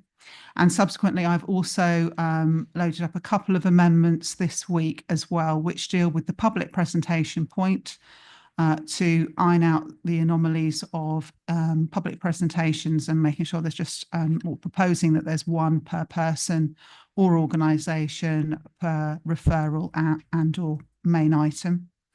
And also just to notify you of an extension of arrangements in relation to the service director for housing and community health, environmental health. So I think because of the complexities of this, it's suggested that each of these recommendations is dealt with individually. I'll very briefly go through those, but I'm not going to go into detail about the recommendations in Planning Control Committee 2.1 to 2.3, because I think they're hopefully fairly straightforward. Recommendation 2.4 in relation to the Standards Committee. I think things have certainly moved on since originally we were consulting the various members of that committee and FAR, because as you will know, subsequently we have the English devolution white paper that addresses not only a potential now a mandatory Standards Committee, but also much greater remit and role for the Standards Committee in any event. But I think what came through from those consultations was the value that members placed on the committee and increasing its remit at the council, and that's obviously covered off by 2.4. What I did mention in the body of the report was the Finance, Audit and Risk Committee and previous corporate peer challenge recommendations, thinking at that stage we may have got further recommendations from the corporate peers that came along this time. They didn't pick up that point, but because of the SIAS review that's mentioned in the report, the lead officer for the committee, Ian Cooper, and the committee will be looking at its effectiveness anyway. So it may well be that there will be alternative proposals going forward. The recommendations split down under 2.5 are about obviously members' questions and motions, the order of those, the number, time you spend on them, how they're managed during the actual meeting itself, the remit of what they cover, and speech and length. Again, obviously, they'll be voted on individually, and I understand that there are obviously tabled amendments for that. 2.6, the delegation is for practical purposes. However much fun it is for us to sit here at council, I'm sure you probably don't want to be doing that again in April, and that's what I'm hoping at least. So I'm going to encourage you to endorse that recommendation there. 2.7 is concerns the delegated decision, the non-executive delegated decisions that officers will take. We set that level at 50,000 back in 2015, and it hasn't increased since that. So I think a pragmatic approach has been adopted, and a suggestion of a £75,000 limit for that. Then you've got the ascension vote basically on the name changes for the community forums. Hopefully that will go through fairly quickly. 2.9 covers the biodiversity duty and amendments to that section 14. 2.10 is to consider the recommendations from Cabinet, if any, and there is a referral 8C from that, which will be touched on by the leader. But specifically, this is not about the LGO report itself, but effectively my duty when we face those situations to look at the arrangements that we've got in place and to see whether they can be improved. And in terms of the Constitution, the proposals for changes to Section 14 are really to make sure that all the statutory officers are involved in that decision about making compensation payments. There is a suggestion to remove the level from 2,000 and obviously that will the decision on any payments for compensation will be made by those statutory officers, and also to reflect that the monitoring officer will get to see the draft report if they do come through in such situations in future. What that does not mean is I won't, that any monitoring officer wouldn't be obliged to necessarily report matters through to either overview and scrutiny or Cabinet and Council if appropriate and there was maladministration. So just to be clear on that, I'm not saying that we just sit behind closed doors and do this ourselves. The supplementary report covers the recommendation 211, and that's about the presentation of the public that I've mentioned to you. And finally, the 212 is the one about the extension of the temporary arrangements for the service director until the end of March. Currently, there's a consultation going on about reorganisation in any event, and it failing to extend those arrangements at this stage, midpoint would just mean that they would revert back to previous delegations, so it's definitely appropriate. I'm happy to try to answer any questions that members may have, Chair. Other than that, that's enough from me at the moment. Do we have any questions for Jeanette? Councillor Matt Barnes. Thank you, Chair. On 2.5.4, the recommendation to debate should be up to 15 minutes per motion. Would you be able to explain how that number was arrived at, please, and what data was used? Didn't use data. It came out of basically discussions that we have as to what was reasonable or not reasonable. I think, and I could be wrong, and could be corrected, that there is a cut-off at county, and the proposals around this were around about sort of time periods and how long these debates could last, and so that's where it comes from. Are there any further questions? No. Oh, sorry, Councillor David Barnard. Thank you, Chair. Just a little point on 2.3 and the blue note. This is not a guillotine provision to the end of the meeting at 10:30. I wonder, does the Chair have the remit to inquire if there's just one case, one proposal left, to inquire of the committee whether they are happy to stay on for that little extra time, or is it when that previous application is decided, that's it, full stop? That wasn't the intention. I mean, obviously, if there's an item that's just started at 10:25, then obviously that will continue. And as you know from your vast experience, that could still go on for about another hour. So I think that the purpose is to have a realistic and reasonable cut-off period to say that will be the last one at that particular time, but that will continue until you have finished it. Is there discretion currently proposed? No, because basically you'll just be going back to what you are currently. Councillor Martin Prescott. Thank you, Madam Chairman. I just have one question relating to recommendation 2.1 about the Planning Control Committee subcommittees. I have some other points to bring up when we debate the matters, but can I just ask, does the chair of the Planning Control Committee, or if this is passed, and I'm assuming it will be, does the chair of the Planning Control Committee still have discretion to call for a subcommittee meeting on a specific item with the agreement of the rest of the committee on the at the point of raising it, or is it just simply outlawed entirely? We haven't got any drafted terms of reference for a subcommittee, so it currently wouldn't have any sort of lawful remit to be able to call such a subcommittee.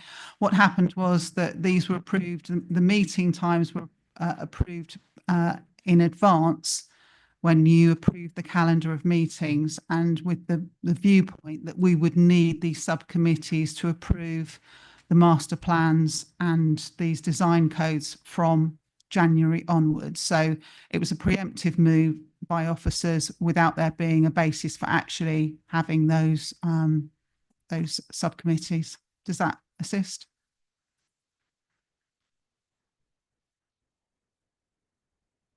Councillor David Barnard. Yeah, thank you. And thank you for your answer before. The point that I was trying to ask for clarification on is if shall we say we were nearly finishing a planning application at 10:30, obviously one would expect that that would be concluded, but if there were just one item left on the, would the chair have the ability to inquire of the members of the planning committee if they wanted to take that last one, or is it that's it? Sorry if it wasn't clear before. That's it.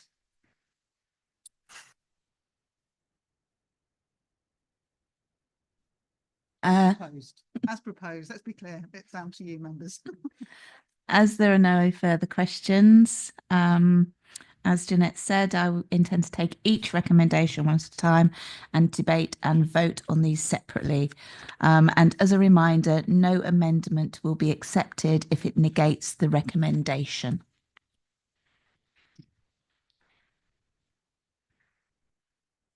So recommendation 2.1, the removal of the Planning Control Committee subcommittee meetings from the 2025 calendar. Can I have a proposer? Councillor Daniel Allen. Happy to propose, Chair. And a seconder? Councillor Nigel Mason. So can we move on to the debate? Councillor Martin Prescott. Thank you. The reason I asked the question I asked before we moved to the debate session was not in respect to the master plans, because I do appreciate the logic behind that. But and this is really tied up with item 2, well, really 2.2 and 2.3, in that business of managing the agenda so that planning committee members are not expected to sit until breakfast time, in that if there are items of particular interest to members of the public, it would seem to me to make sense, obviously up to the chair's discretion, to actually call for a separate, if you like, planning panel by with a reduced number of members who could hold that at a separate time to effectively take this. I don't like to use the expression, but essentially to take the sting out of the agenda, the main agenda, and to sort of allow members of the public to have their say. Also, another suggestion, and I accept that this is going to be voted down, so I'm, talking into the breeze here, but it would be a suggestion to enhance local democracy if we could, were we to be able to have the occasional planning subcommittee, to actually hold it at a location that is more central to where the matter is centered in anyway. So in other words, if we had an item that was of interest, let us say, to Royston and surrounding area, that you could actually hold it at Royston Town Hall. I mean, this is something that needs to be discussed, and clearly if there are no terms of reference, it's going to be a long-term thing. But it strikes me as it would be a way to reduce the pressure on the Planning Control Committee agenda, instead of, as I said, spending half the night talking about these items. Councillor Elizabeth Dennis. Yes, thank you, Chair. And many thanks to Councillor Prescott for his contribution. I don't think that any member should ever be fearful that as soon as they speak or suggest something, it will be voted down. And I don't think fear of how a vote may go is ever a reason for a member not to make a valid contribution to a debate. So I hope all councillors feel able to contribute and say what they wish to in these spaces. In respect of recommendation 2.1, I'm in two minds about this. As colleagues know, the Planning Control Committee has regularly very, very large agendas, but equally there are reasons why items might not be heard at committee and could be removed from agendas at the last meeting. It is an area that is under immense pressure, not just at this authority, but actually across the country. And something does desperately need to be done about planning control committees and how we serve our communities best, which is why the government has been consulting on the future of planning committees and has been looking at harmonising terms of reference. And there is a conversation in that space as well around the use of subcommittees to support perhaps strategic developments. However, my understanding and the response from the monitoring officer about the subcommittees which sit in our 2025 calendar is that these pertain to the consideration of master plans and design codes.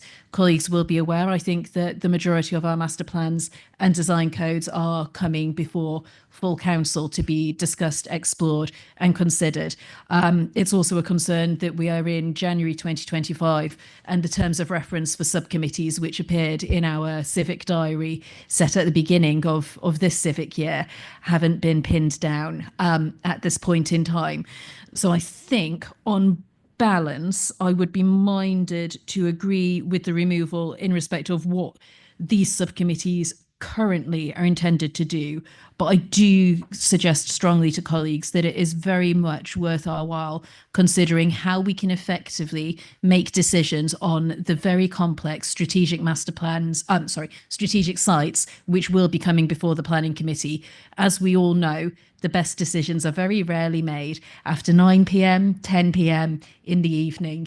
And having those large sites come before the standard planning committee with the state of our agendas either means we bump other applications, which is unfair to applicants and objectors in those spaces, or we have to continue holding very, very long and difficult and challenging meetings. I do think that there is a case, colleagues, to make for utilising planning subcommittees to support those strategic sites going forward, and would welcome ongoing conversations with colleagues about how we can best achieve pragmatic, sensible and supported planning decisions for members of this council, applicants and our communities. And I do believe we should also keep an eye very closely on what central government is going to be doing in this space and continue feeding into and engaging with those consultations so that harmonisation of planning committee standards is not something that is done to us, it is actually something that is done with us, and we're involved in shaping the future of positive outcomes for our communities. So it's a very long, complex way of saying, colleagues, bit in two minds about this, slightly disappointed, but I think on balance, so long as we put the work in and think about how we can make effective planning decisions going forward, I would be content to agree with recommendation 2.1. Thank you. There doesn't seem to be anybody else that wants to contribute to this debate. So can we move to the before that right of reply by original proposer? Thank you, Chair.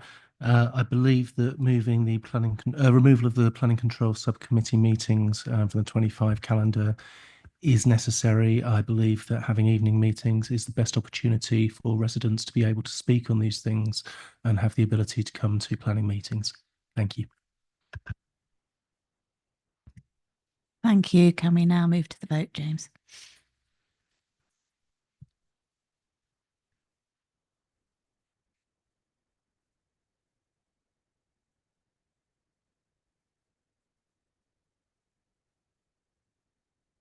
Thank you, Chair. That motion is carried. Okay, move on to recommendation 2.2, that Planning Control Committee meetings commence at 7 p.m. From 2.21 January 2025.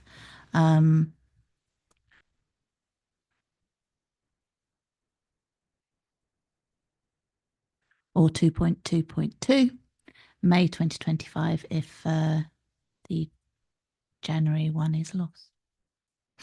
Can I have a proposer?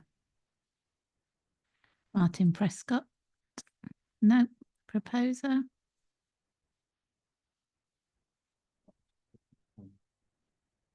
Councillor Daniel Allen. Thank you very much.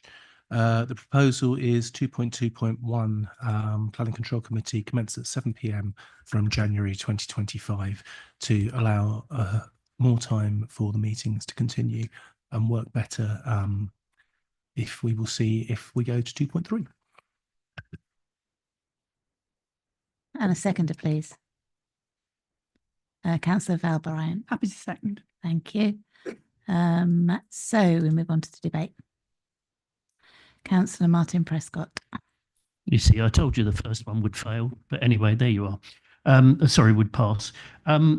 I don't really have any strong concerns. Anything much before 7 o'clock would make it difficult for me, and I presume members of the public, to actually arrive.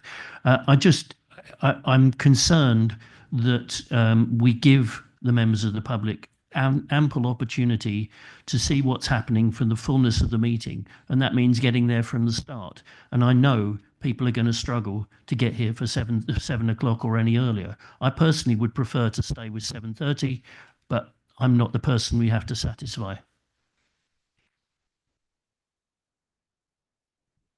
Councillor Ralph Munsell. Thank you, Chair, and thank you to Councillor Prescott for raising those points, and I want to sort of echo them in the strongest possible terms. I take note of the survey of which was submitted to members of the Planning Committee and the responses to that, but equally we have to bear in mind that of all of the committees at this authority, the Planning Control Committee is the one where we see the most public engagement. And it's only right that we see that public engagement, because these are decisions of which will be taken by that committee, which will have impacts on the communities. And it's right that members of the public have an opportunity to voice and air those concerns.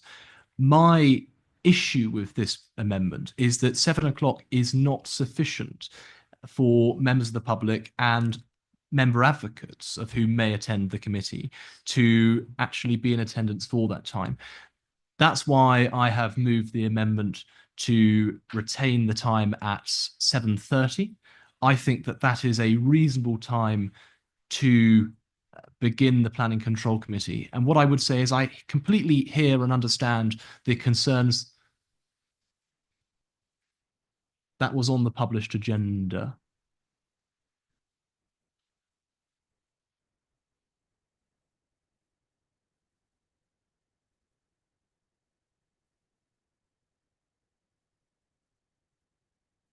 Can I just say that's the status quo? So you basically just vote down the issue. I think you had that advice. Well, it was a few months ago, I think now. Yeah. Was it not public? Oh, forgive me. I was under the impression it was, but no. In that case, I would encourage colleagues to vote against. It is important that, as I said, members of the public, member advocates are able to participate fully in proceedings. And I hear the concerns colleagues have, and I've witnessed it myself, having attended the Planning Control Committee, regarding the amount of work of which it deals with. Now, and this is certainly no slight on the chair of that committee or indeed the officers who arrange the business, but what needs to happen, in my personal opinion, is the business needs to be managed better. There needs to be a more realistic time estimate and time frame for applications. And therefore, moving forward, at the next civic year, we need to ensure that actually we have more planning control committees scheduled so that actually we're able to space out that work to ensure that all hearings are able to be given fair hearing. Now, I understand that, that will increase the commitment of members, but equally as well, these are important decisions of which are going to be taken and which are going to have an impact on our communities.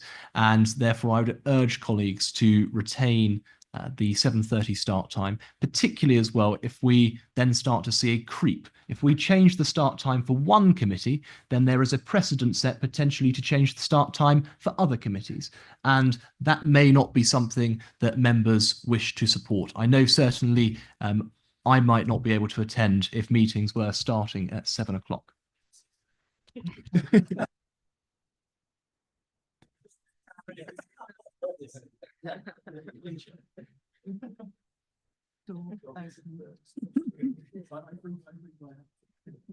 Councillor Nigel Mason. I'd like to second Councillor Munster's proposal. Sorry, Rolf. No, actually, I particularly agreed with a lot of what Councillor Prescott said, and I sit on planning committee, and this is not what I would like starting at 7 o'clock, because certainly, as someone who works full time, and I think the officers are going to giggle at this point, I sometimes struggle to get here for 7:30, even when I'm chairing, and it can be a struggle. And in an ideal world, I think I would probably want to leave at 7:30. However, we are being stretched in all directions. Sadly, last week's planning meeting was something of an aberration in finishing in 5 minutes. It's generally 8. Sorry, still pretty good, Elizabeth. But I think 5 hours is about the going rate for some. It goes on an awful long time, and we are stretched in all directions. So personally, whilst I don't particularly like 7, I will accept it because I think we have to do something, because the alternative is at the other end where we are finishing very, very late. That is not great for members. It's not great for the officers. It's not great for any members. Although we generally try and make sure if there's members of the public there, we shuffle the agenda around so it gets heard earlier. But I just think it's something. It is a step in the right direction. And I'll make a final point in terms of if we want to ease the agenda, I wouldn't want to change the rules. I would ask perhaps if members exercise more self-discipline when it comes to call-ins. That would save us quite a lot of time. Councillor Emma Fernandez. Thank you, Chair. I'd just like to agree. It's not ideal having to move the time. It may well mean some people can't get here or have to leave work early on occasions. However, I do think it's necessary, and I would be voting in favour of this, because my first planning committee as a new councillor was a very long, I think we finished at about 5 to 12, had a number of very contentious things with a lot of public participation. And then there were some members of the public who just had relatively small residential applications, and then they had to sit and wait until very late at night. So I think there has to be a compromise somewhere to make it easier for everybody, the public and the people on the committee and staff members, because it's no good for members of the public having to wait that long to hear their case. Councillor Ian Mantle. Thank you, Chairman. My concern is that half an hour is frankly immaterial. Work tends to expand to fill the time available for it. And I think, quite frankly, this is a pointless change in terms of getting through the business. In half an hour, it's half an application. And frankly, I just cannot see the point of it. There doesn't seem to be anybody else that wants to speak in the debate. Daniel, do you want to write a reply? No. Okay, so we'll move to the vote.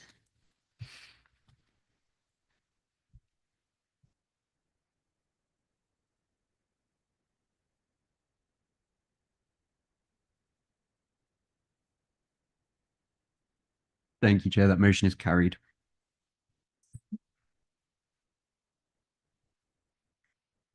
Okay, recommendation 2.3.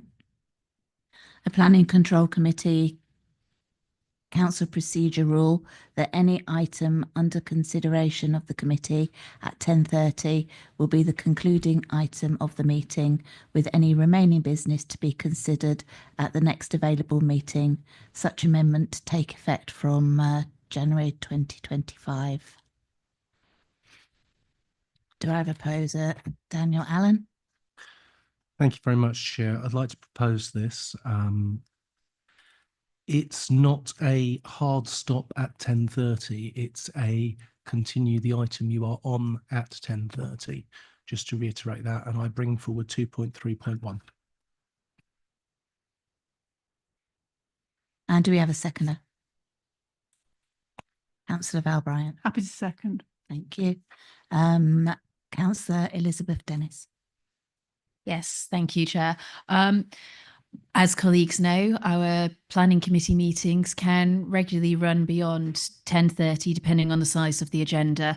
Myself and Councillor Mason also receive very regular updates from our strategic planning manager that set out the work that is in the pipeline coming forward to committee in order to assist us with agenda setting and managing business moving forward in order to ensure that we're not overburdening the committees.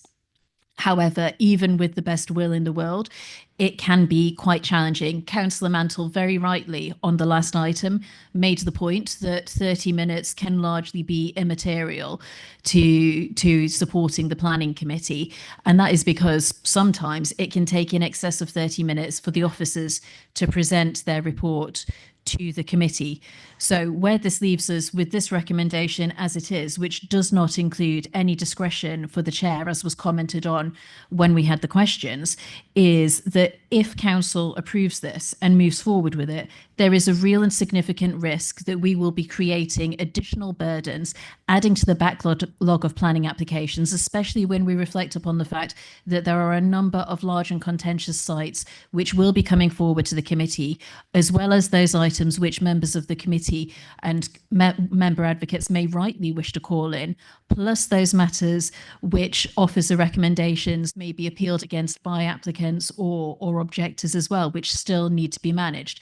In my view, without an element of discretion for the chair, recommendation 2.3 simply will not be sustainable and will result in us having a significantly higher workload, failing our communities, taking too long to reach decisions, failing to meet the government's targets for us to start building houses. What we should be doing when we're thinking about the terms of reference of a committee like the planning committee is thinking about how do we get out of our way? How do we remove red tape? How do we effect good, solid, effective decision making that puts people and the communities first, front and centre? And my submission, colleagues, is that recommendation 2.3 fails to do so.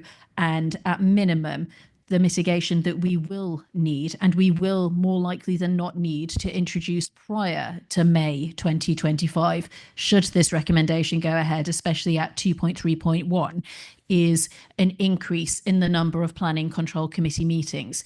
Currently, there are 2 planning control committee meetings every month. It is a rarity that they are cancelled. The last meeting, as Councillor Mason indicated, was an absolute exception where we had the applicant withdraw on a number of matters, and then the final matter of call-in was withdrawn at the very last minute. That is the exception, not the rule. Our planning committee agendas are absolutely stacked. They are full. And if we start having to defer items to subsequent meetings, we will end up missing deadlines. We will be blocking good house building and supporting communities in this district. Or alternatively, colleagues, I'm very sorry, but you might need to have 3 or even 4 planning control committees a month, which I would respectfully submit is not going to be of assistance to officers. And potentially Councillor Albert might need to factor in some additional budget lines in order to facilitate the staff and energy costs in this space as well. So, colleagues, I would urge you to reject recommendation 2.3 in its entirety, but I would welcome conversations moving forward, and in particular, introduction of a chair's discretion to deal with the issues that were noted and raised during the question part of this item.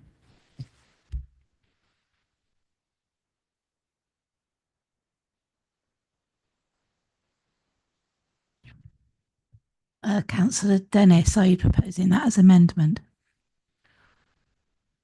I haven't formally proposed the introduction of discretion as an amendment. I would seek the monitoring officer's advice based on previous comments this evening as to whether that could be introduced as an amendment to overcome the challenges I've indicated. You can propose that you would have chair's discretion to extend, and that would be a matter for you if you have a seconder. I don't think that negates it. It just necessarily, as proposed, that isn't the case now. Yeah. Do you have a seconder then?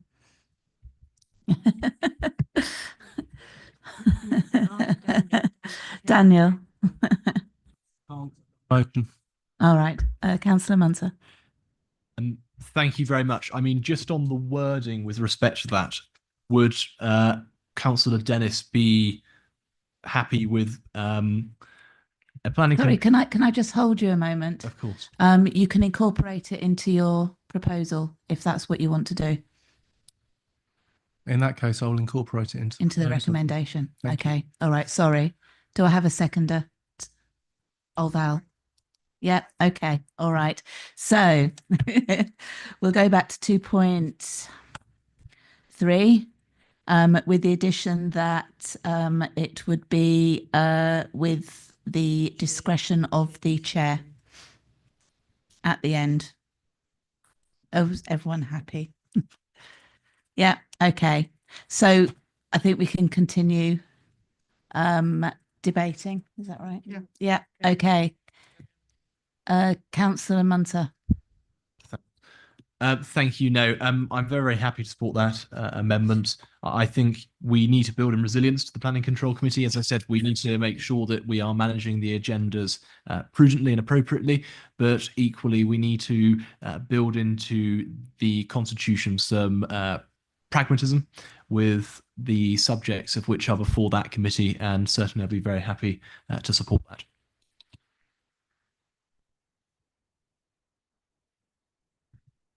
Councillor Martin Prescott. Thank you very much, Madam Chairman. In all of my 8 minutes on the North Herts Planning Committee, I can vouch for the fact that the chairing standard is very high. But I do accept that 8 minutes is probably an aberration. I did, however, spend 10 years on the planning committee elsewhere, and I do appreciate entirely how time-consuming and how much pressure is on members of the planning committee, particularly from members of the public who, while we would be dealing with dozens of planning applications, they're only interested in one. And if they don't feel that they're getting sufficient representation, it reflects badly on the council as a whole. I also have to say that I didn't put myself forward to sit on the planning committee because I particularly wanted to have loads of nights off. So while I'm not terribly keen on 4 meetings a month, if that's what we need to do to catch up a backlog with the discretion of the chair as appropriate, I'm quite happy to do that. I mean, whilst I enjoy the company of Councillor Dennis, the thought of spending every night with her and her planning committee chums doesn't exactly fill me with joy, with respect. But I'm quite happy to accept her judgment on when and where we need to have planning committee meetings and the items that have to go onto the agenda. With the well, it's not an amendment, but with the alteration to the recommendation that's been proposed and seconded, I'm quite happy to accept that. I wouldn't have done otherwise. Thank you. Councillor Claire Strong. Thank you very much. Yes, planning, something's always been very close to my heart. And I think what concerned me about trying to guillotine meetings, if there are agenda items which were not going to be determined on that night, we could as a council get ourselves into trouble for non-determination, and that would not be a position we want to be in. Some of us in this chamber can remember when we used to do planning at the area committees a long, long time ago. So we were always doing planning virtually in our little local areas monthly. Things changed, and I was one of the councillors who brought for the policy of the to council to change the constitution so that we actually formed the planning and control group that would then take on the planning decisions, and a lot of the planning would then be under delegated authority, which at the time a lot of the members said, oh, but there's going to be too much on the agenda, it's not going to work. We can't do it with one committee. What maybe we need is 2 committees, one for one area, the north, and another for the south. And that is an option, I think, as a council, if we really are feeling we are bogged down, perhaps we need to actually look at, because you then, you don't necessarily have to have so many members always sitting on the committee, but you have 2 committees that can then look more of the regional, which would then, I think, would, again, alleviate some of the problems that we have with getting the agendas and the workloads and the throughput. So I think we should always keep that in the back of our minds. We can always have, or could put in our constitution to have 2, and then the work would then be focused on those ways. But I think the other thing that always that comes back to me is, if a member can't get to a meeting for 7 o'clock, we do have substitutes, and that's the thing that we always should be using, is asking our colleagues, look, there's I'm doing lots of planning meetings, but for this one I can't get there. Can you sub for me? And if that means we need to actually make sure we've got more subs, because I think all of us on the council, we do go through the full planning training so that we are all able to understand that if we get on a planning control committee, we can do the work, we can do the business. And I don't think we should be shy of not actually asking each other if it's looking like the planning control committee is going to have 4 meetings, and Councillor Prescott has had enough of Councillor Dennis and the meetings, that he could actually step back and say, look, can one of my colleagues please sub for me? And I think, again, that's just us all arranging our diaries and being a little bit more thinking about what we're trying to achieve. But what we have to achieve is we must get these planning applications coming to committee, coming for determination at the right time, so we don't get ourselves into trouble. And we must have sufficient time, and that is down to officers and the chair of planning to make sure that the time that's going to be allowed for the different items is going to run a good agenda, and it's going to look professional, and we're not going to upset the public. And I know, because I've sat in this chamber when my item has been like number 5 on the agenda, and the speakers have come with me with a good book, and we sit there till about 11:30 at night, when finally our little agenda item comes on. We do our little speeches, and then we can go home. And that's just not good for the public either. So I think I think there's a way to always actually try and get the easy ones on the agenda first, and then pick up the much more longer and difficult ones. And some of those easy ones, they could be done at 7 o'clock. I don't think there's a problem with that. We have subcommittees. But I'm not having subcommittees. Sorry, Councillor Prescott, you could take that away. But anyway, those are my thoughts. But I think a lot of this is in the control of the chair of planning, who has to really look at that agenda and take out that big sharp red pen and say, no, that item's not on. We need to put it on another one if it's necessary. Thank you. Councillor Ian Mantle. Thank you. I was very concerned before this proposal, the amendment to the proposal was accepted. I was just thinking, get to 10:30 and someone has been sitting there, a member of the public, to make presentations, and suddenly told that they've got to come back another day. I really do think that would do a good deal of public relations for this council. So I'm glad that the change was agreed. Also, of course, you get to 10:30 and the only remaining item is a report, which is normally what happens. But I'm really still concerned that we're not really addressing the real issue. We've got to get an efficient, swift system throughout, and we've got to try and make sure that we don't overload individual meetings. And I agree that it's really going to have to be members agreeing to meet more often if we do have that sort of volume. And also, I think we're going to have to put special arrangements in place when we start getting these strategic site applications. So I should be supporting this, but on the basis that it's an attempt to try and deal with the situation, but I don't really think it's the most successful way of doing it. And I think we really ought to be looking again at the whole process from end to end rather than just this little bit of it.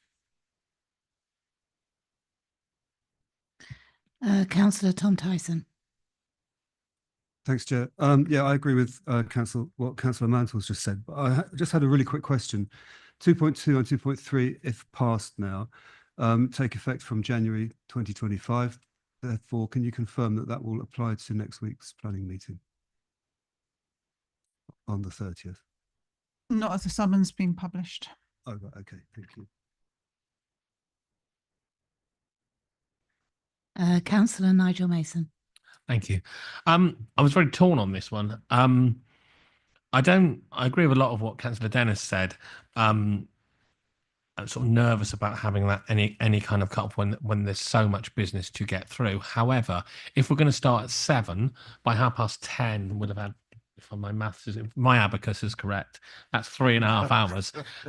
And, you know, with due respect to the wonderful councillors on the planning committee, after 3.5 hours, your decision making is not sometimes as great as it could be.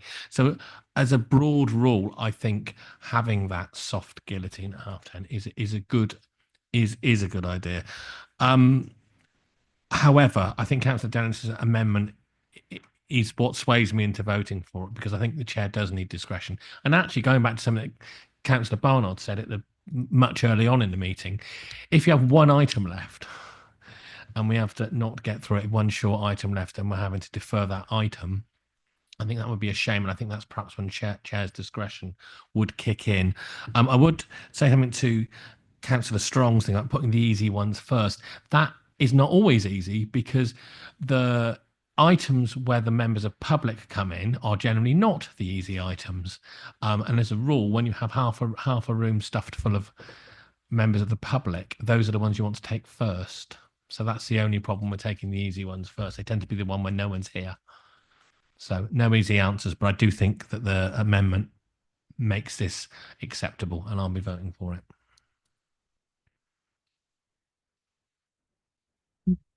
There doesn't seem to be anybody else that wants to say anything. Daniel, do you want to? Just very quickly, Chair, as a former chair of planning, which I thoroughly enjoyed doing and actually quite miss, I can think this is a very good idea, and especially with Councillor Dennis's suggestion, very much in favour. Thank you. Can we now move to the vote then, please?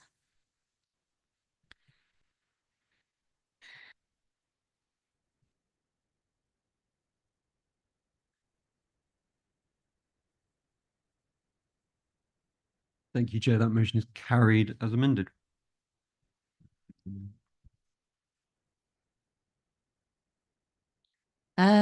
Recommendation 2.4, which is the Standards Committee's terms of reference be amended to include remit to consider and adopt or recommend adoption to the relevant decision-making body of the relevant ethical standards, codes or protocols, and undertake any annual review of sections 1 to 18 of the Constitution with the monitoring officer prior to recommendation change to full council.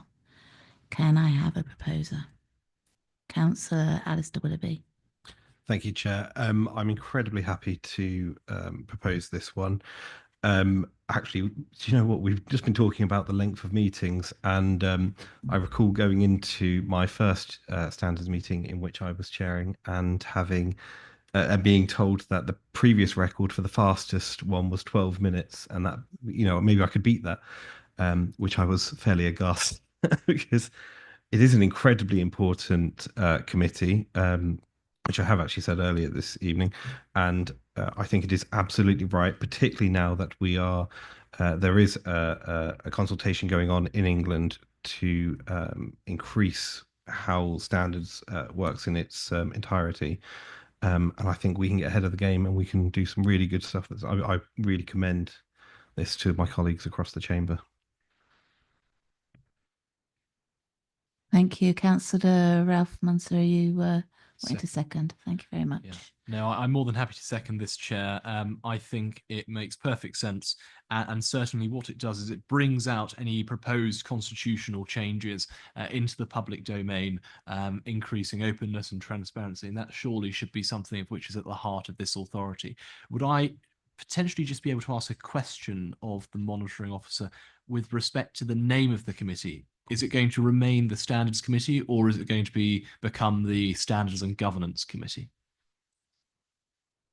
It's remaining the Standards Committee, and I think the draft wording in the actual white paper calls it Standards Committee. So,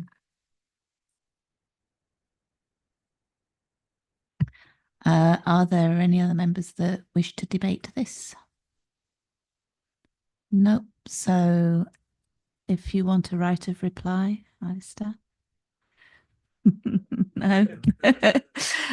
So we can move to the vote.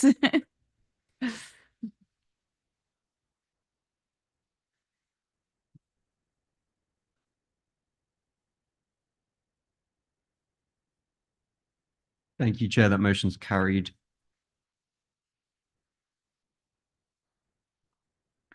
Okay, recommendation 2.5. The proposed amendments to the Council Procedure Rules, CPR, on member motions, member questions and rules of debate as follows. 2.5.1 CPR 4.8.2 F and G. Order of business be moved to the end of the meeting. Can I have a proposer? Councillor Daniel Allen. Very happy to propose this. This is basically moving motions and questions to the end of council meetings, enabling business to happen, as we've heard through debates this evening, where people are sharper and brighter at the beginning. I think it's much more important and respectful of officers that we have council business first and political showboating second. Thank you. And do I have a seconder? Councillor Val Bryant. Happy to second.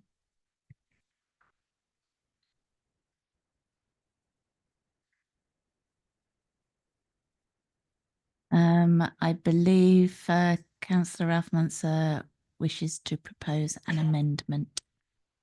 I do indeed, but what I would just say in response to the comments that Councillor Allen has just made is that all business is council business. Ultimately, we are all councillors of this authority, and one would hope that everything of which members raise are matters of which are important to the residents of which we represent. But I am proposing an amendment which effectively will move the motions to the end of the meeting, but they will retain the questions at the start. And the reason being is that questions are very, very short. It doesn't take any longer than 10 minutes per council meeting if we have the full plethora of questions from both political groups. And as such, it should remain at the front end of the meeting, particularly as if we may need officer assistance to help with responses. But I move the amendment as put. And is there a seconder to the amendment? Councillor David Barnard. Happy to second, reserve the right. Thank you. Okay, so we need to debate the amendment. Who wishes to start? There's nobody that wishes to debate the amendment, so we can go to the vote.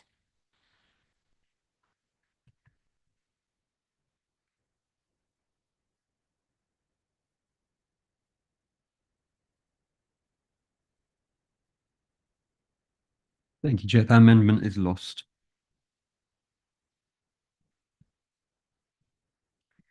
So we move back to the original recommendation and to the debate. So I have Councillor Ruth Brown, please. Thank you, Chair. I think it's important to have some flexibility in this. I don't think they should be moved to the end of the meeting. And I think we have an example tonight where we're currently debating constitution, which is probably of minimal interest to the public. And I would conjecture that some of the motions and questions will be of great interest to the public, and they're going to be left right till very at the end of the meeting. And also, some councillors cannot stay that late, have to go home because of the duties they have, and early starts and so forth. And so a number of councillors have already left this chamber, and we are yet to debate the motions and the questions. Therefore, I cannot support their move to the end of the meeting. Thank you. Councillor Claire Strong. Thank you. This is actually how it always used to be. We always used to have questions and motions at the end of the meetings, and then they got moved at the beginning of the meetings. And actually, I think there's actually no necessity for that, because the person that controls full council is the chair. And it's her discretion or his discretion what order the agenda is. And I think, we don't really, tonight we've already heard, some bits have been changed. And I think we should just leave it to the power of the chair of the night. And if there's something that looks like a really nice question or emotion or something, or that we feel there is public interest, it's up then to the chair to say, I've changed the agenda, it's my decision, this is what we're doing. And I'm sure we'd all be very happy, because I think we probably have agreement, and some of us could probably have a little word or a little side, to the chair to say, could we do it this way? Because for whatever reason, then the chair can make the mind up. And so I don't really see the necessity of this. I would leave it to the chair to make a decision. Leave them where they are at the moment. If the chair doesn't want it, thinks there's more important business on the agenda that should come first, that be the way. Shuffle the agenda so it makes sense. Common sense, please. There doesn't seem to be anybody else that wishes to participate in the debate. Okay, so we can move to the vote.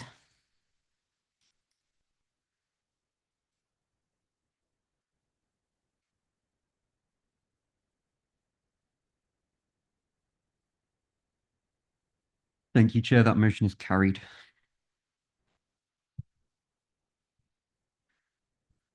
The next item is recommendation 2.5.2.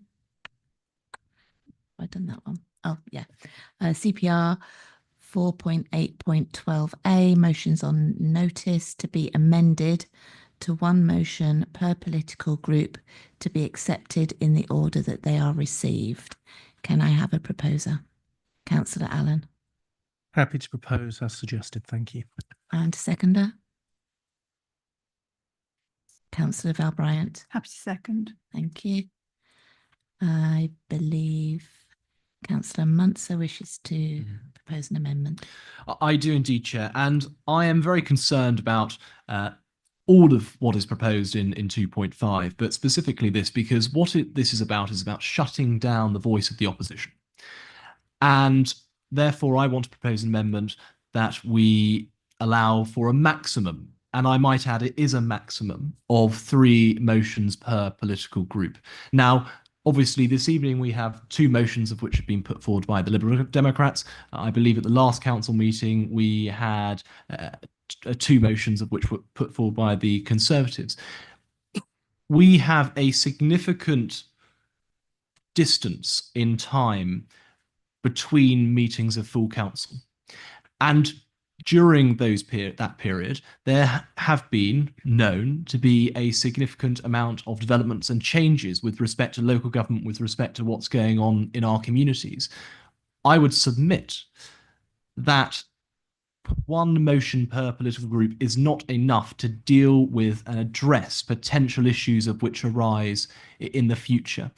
And therefore, I'm putting forward this amendment to ensure that we're able to have a full and frank debate on a whole host of different matters which are going to be occurring in our communities, and that the voice of the opposition is able to be heard, because there may come a time where the Labour Party is not in administration. And I'm sure that if that were to be the case, they would be raising and highlighting the same points that I am highlighting tonight. Do you have a seconder? Councillor David Barnard. Happy to second, reserve my right. Thank you. Okay, so debate. Councillor Allen. Actually, I'd just like to say that this suggestion was put forward by a panel that had all political parties. It wasn't Labour bringing this forward. It was all political parties that were involved in the panel. However, Councillor Munster, I completely agree with you, and I'm happy to accept that amendment into the item. I'm happy to have a second. Okay. So the recommendation is that it is to be amended to 3 motions per political group to be accepted in the order that they're received. Is that correct? Yes. Yeah. Okay. And that's been proposed and seconded. So, okay, we go to the debate on the amended recommendation. Councillor Claire Strong. Just a question of clarification here. Doesn't the Constitution at the moment have 3? That's currently just for questions per political group. No limit on motions at the moment? No. Oh my goodness me. Councillor Ian Albert.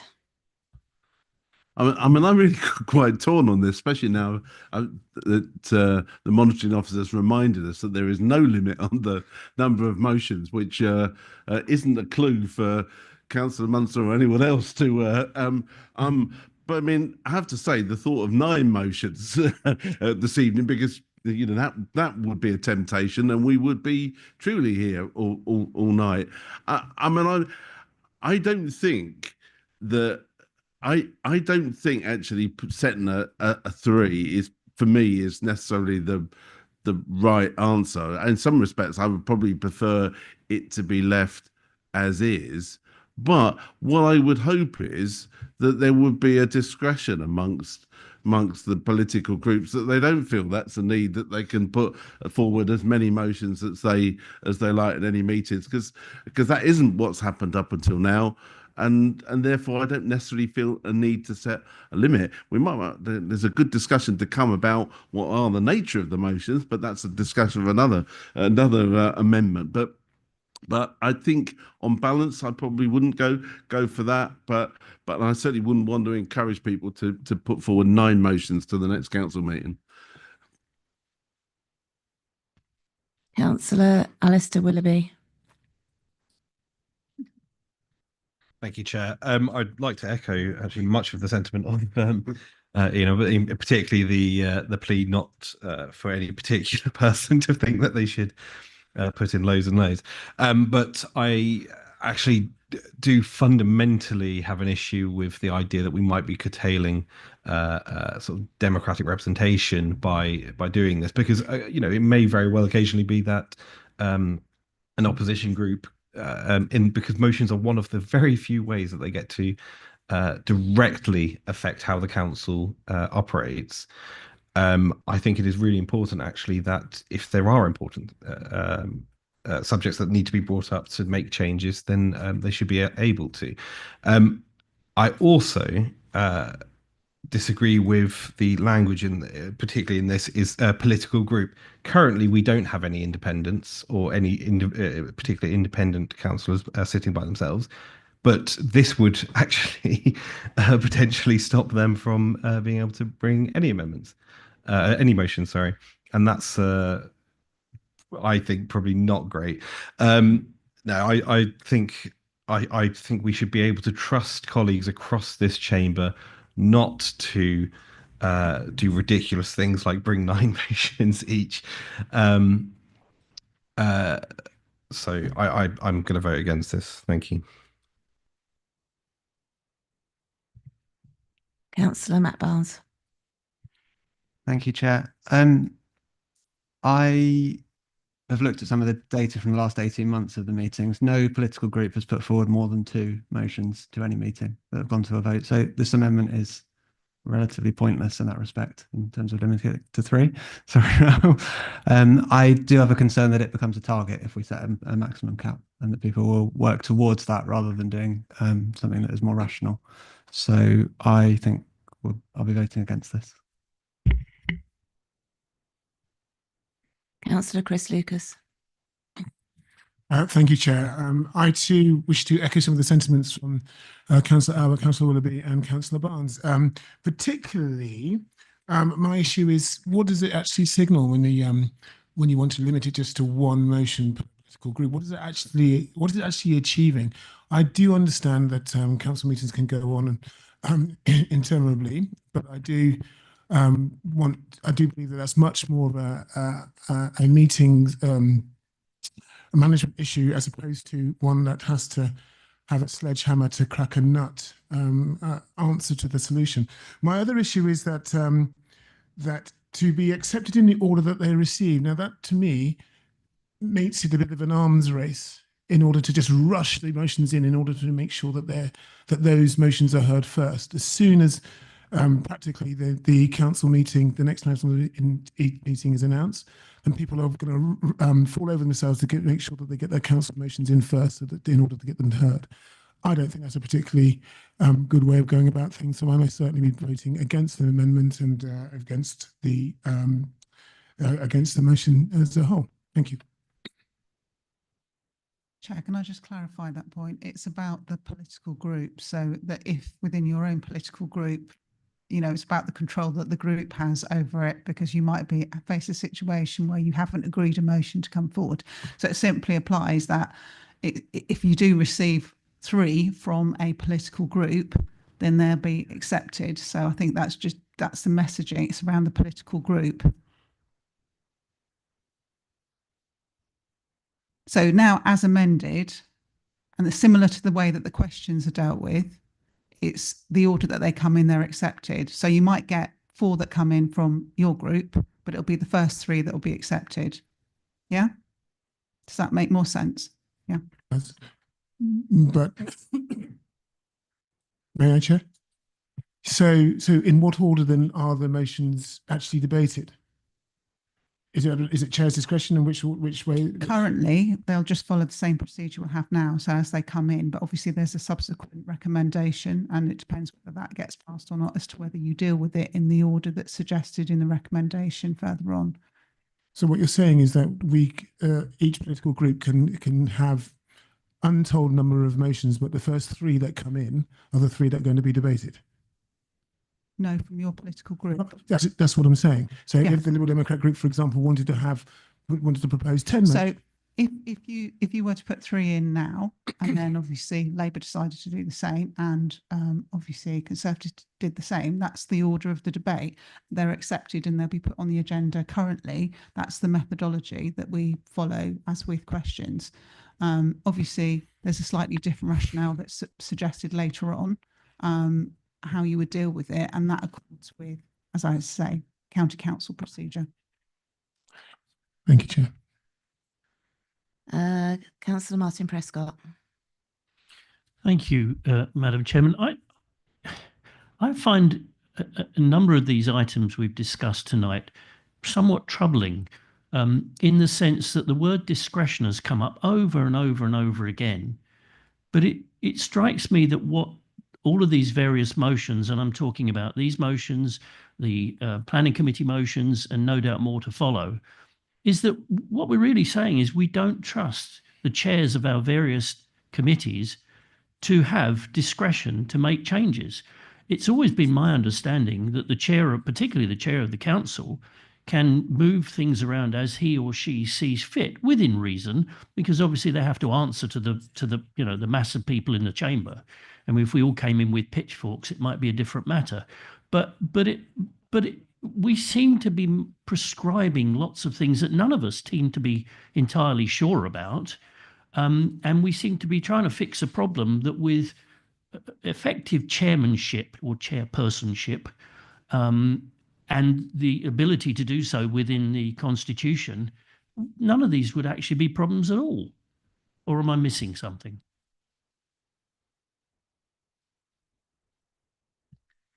Councillor Daniel Allen.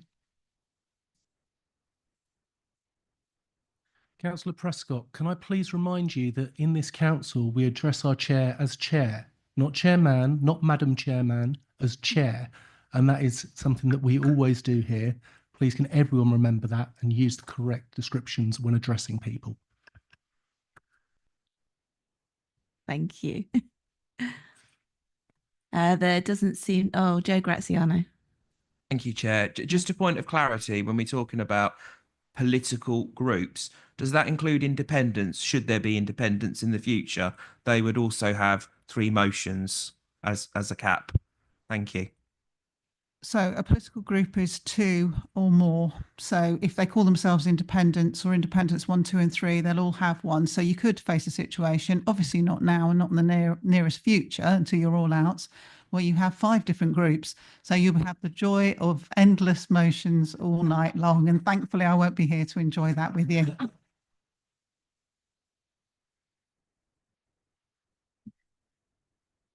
There's no more requests to speak. Do you want to? No. Okay. So I will read this one again. The recommendation is that 2.5.2 CPR 2.812A motions on noticed to be amended to 3 motions per political group to be accepted in the order that they are received. Can we vote on that, please, James?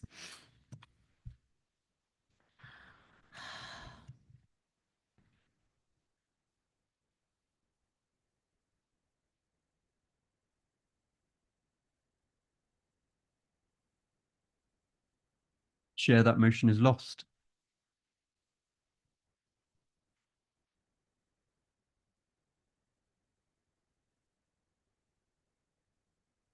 Recommendation 2.5.3 CPR 2.812C motions on noticed scope to be amended to areas the council has responsibility for and are relevant to or specifically affect the district. Councillor Daniel Allen. Thank you, Chair. This has been taken looking at the way other councils run their businesses. Basically, it's things that we can affect, things that as North Herts Council, we can make a difference to. That is what we are voting on bringing motions to here. We are not trying to stifle motions, but we're trying to make motions relevant that we can affect a difference. So that's what we're going for with this one. I take it you were proposing. My apologies, Chair. I propose, yes. And do I have a seconder? Chris Lucas, were you seconding? Okay. Councillor Tina Bartwa. Thank you. I think this one, so firstly, I second. Secondly, I think this is actually really important and it's in line with what we have at the county council as well. I don't think anyone in this chamber should want to get stuck in endless debates about things that either we can't change or just outright aren't relevant to our residents. Thank you. Councillor Chris Lucas. Thank you very much, Chair. 2 things really. Now, the first thing is that who decides what is relevant, what is in scope, what is within the purview of this council? Who decides that? Is it the chair, the leader of the council? Is the chair of the council meeting? And the second point is that let's take Luton Airport expansion, something that is dear to the heart of many people, affects many of our residents, many people who feel very strongly about that. It could be argued that we have little power to affect any change whatsoever. Does that mean that we shouldn't be debating it in the council chamber? I certainly will be voting against this particular item. Thank you.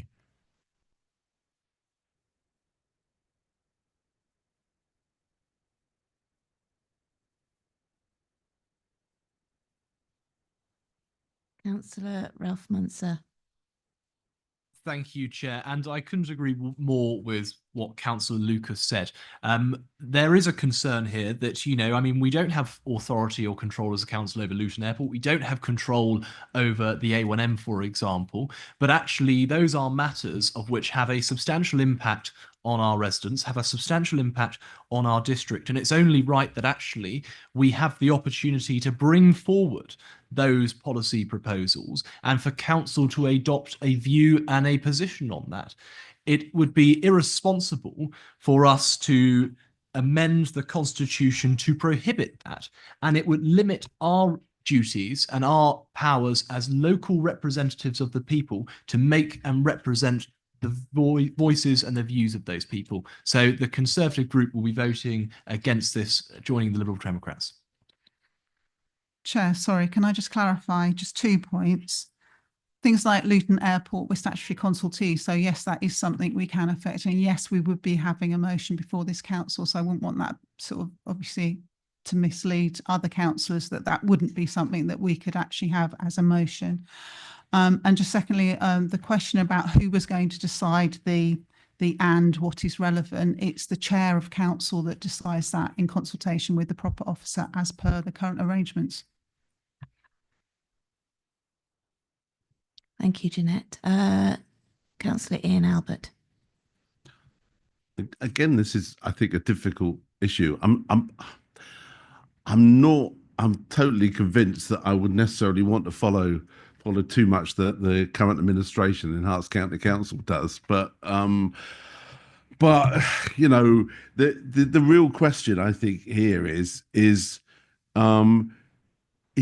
the issue around deciding what's relevant. I have a real concern that we are now getting to the point where we think almost that if it affects sort of one person, or we've got a general issue, and we've got at least one motion on the agenda later on where that I'm not sure is appropriate to the council, but the difficulty you get, and I do think we are beginning to get to the stage where people are now bringing motions where we just feel sending a letter to some Secretary of State or other is a good cause for bringing in a motion, and I'm really not convinced about that. But I do think the danger we have here, and I think it puts it's a huge onus on the chair, for which we then get into whole debates about getting someone to have to decide what is relevant to or specifically affect the district, because clearly in many instances you might actually argue that pretty much anything might affect the district or some people within that district, and you could, but I would hate to think that we would just feel that we can almost duplicate what the House of Commons is doing in this chamber. But I'm just not convinced here that the wording here is necessarily going to take us to what I would hope that all the groups would think about is actually debating things that we can do something about, as opposed just let's send a letter. So I'm probably at the moment, I think, gonna vote against this, but because I'm just not sure it actually takes us quite to the position I think we should be, because I don't think there is a really good trend at the moment about in some of the debates we're having, later on this evening. So, and still that takes me, I will probably vote against this amendment. Hi, I believe. Thank you, Chair. As a former monitoring officer, it might help you to know that this is the wording that used to be in our constitution. So we used to be able to make it work. So it's not being copied from others. It is what we used to have until we relaxed it. Thank you, Anthony. Councillor Matt Barnes. Thank you, Chair. And with respect, that's quite a good reason for voting against this if we used to have it and we changed it to something else. It's not as simple as this wording makes out to determine whether something affects the district or not. Quite often these matters are of wider importance, and the motions will call for wider action, writing to the Secretary of State, for example, and also for a local action that supports that. So, and I think what you'll see is it's going to be difficult to determine how to interpret that wording. And you might see motions which contort themselves to comply with the wording in order to get forwards. And I think it just wastes everyone's time.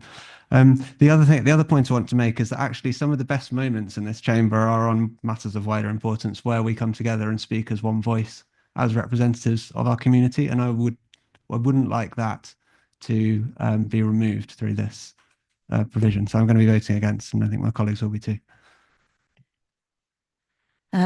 Councillor Nigel Mason. I agree with Rolf. I just wondered what that would sound like. But it's been a long night. But I won't be joining the Conservative group or the Lib Dem group. I'm not going that far. I just think this is too prescriptive. I really do. I think we should have a self-denying ordinance amongst councillors about some of the motions we put in. Keeping the Royal Mail in business is probably not that worthy in this instance. And I think we need to be more focused. I would prefer it if most of our motions are much more focused on what we do as a district council and locally. However, I just think this is too prescriptive. There is a very long history of local government passing motions on bigger issues than happen in these four walls. And I just think this, as I say, it is over prescriptive, and I will be voting against it. Councillor Alistair Willoughby. Thank you, Chair. I mean, I think a lot of what I was going to say has been said. I think I am absolutely voting against this motion. I do think it's too prescriptive. I don't think that we should be shutting down avenues for finding ways to support our residents.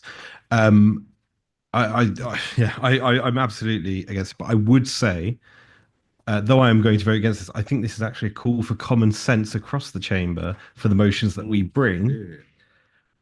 But I don't think this motion is the right way to achieve that. The next person I've got on my list is Chris Lucas, but you've already spoken this debate. So I'm going to move on to Councillor Sadie Billing.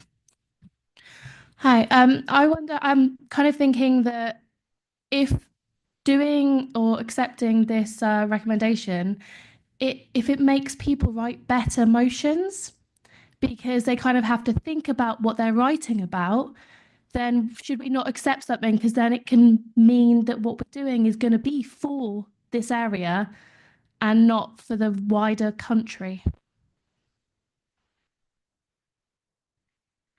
Councillor Laura Williams.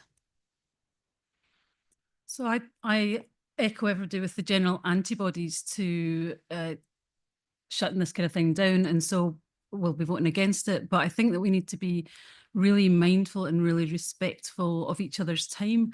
I think one of the tremendous strengths of this council, and it makes me feel really proud to be here, is the diversity that we've got among us, particularly the diversity of age and gender in this council.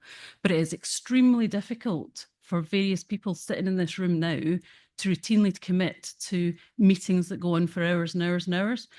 To go and work all day and then come to a meeting that lasts 4 or 5 hours routinely is hard for some people in this room. It's probably fairly easy for other people in this room. And I think we need to be mindful of that, because I think it can be very, very off-putting when people hear that this is how the council conducts itself in the routine way. So I'm absolutely minded to vote against this, because I don't like the undemocratic nature of it. But I think we have got a problem at the moment with not respecting each other's time to focus on the things that we really need to spend the time on, and sitting here for hours, because it's going to put people off being on this council. And that would be really sad, because I think we're a great council at the moment.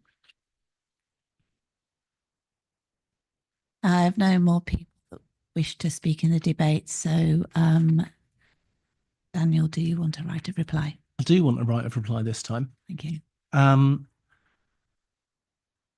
Not a single councillor from either opposition group has ever approached me asking me to write a letter directly. They always do it through motions. No one's ever actually bothered saying, could you write a letter on behalf of this? No one ever does that apart from motions. What upsets me about motions is lazy motions. Let me give examples. The Taxpayers Alliance write motions for people. The ALDC write motions for people. The Co-op write motions for people. The LLGCC write motions for people. And then people will bring them to this council. Half the time they don't even amend them to make them relevant to this council and try and put through things that we can't actually vote on because we don't have any control over them. So my issue primarily, and the reason I am in favour of this one, is get the motions relevant. Don't rely on someone else to write it for you. Make sure it's relevant, make sure it affects our residents, and don't do it for your own political backing. Do it because it makes a difference to your area. Thank you.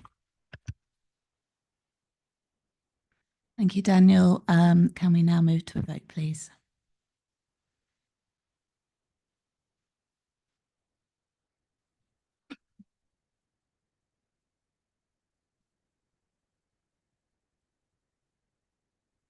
Chair, that motion is lost.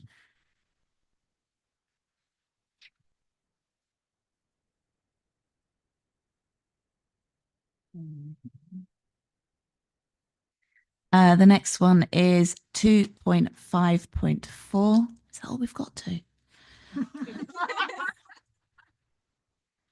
A few.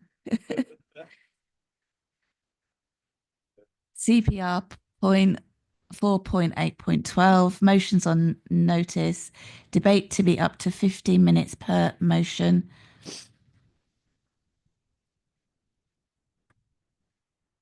To go, Chair, motions and questions. I know.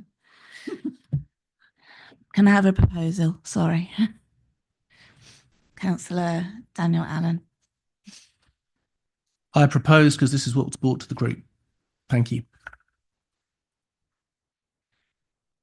And do I have a seconder? Councillor Val Bryant. I'll second. Thank you. I believe somebody has a amendment. Councillor Matt Barnes. Thank you, Chair. Yeah, my amendment is to change this so that the debate is up to 30 minutes per motion. And I guess given that 2.5.2 is lost, that 90 minutes in total is the guillotine. This is based on the recognition, as we've all discussed, that our meetings ought to be shorter. We ought to try to curtail the lengthiest of our evenings. But we need to allow for proper debate on matters that are important to our residents. Again, I looked back at the data from the last 18 months. The average length of a motion that the average length of time that we spend on a motion is 33 minutes during that period. 15 minutes is not sufficient for a proper debate. So I've put forward 30 minutes as a maximum. And to remind, the average is 33, so this is below the average at the moment. So we'll cut down on those longer debates. I think in conjunction with the recommendation 2.5.6, which limits speeches to 3 minutes, it should help us to achieve the objective that has been kind of spoken about several times this evening. And that is why I've put this forward.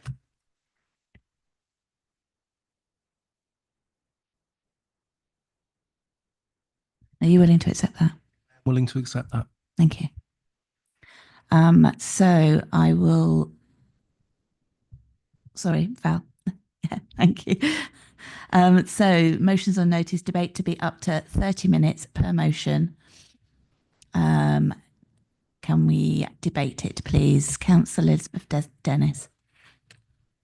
Yes, thank you. I'll be succinct, not to repeat points that colleagues have already raised, but I think we are all grown-ups, we are all adults, we are all respectful of each other's time. We all know when a member has spoken in a debate and made the point that we wish to make.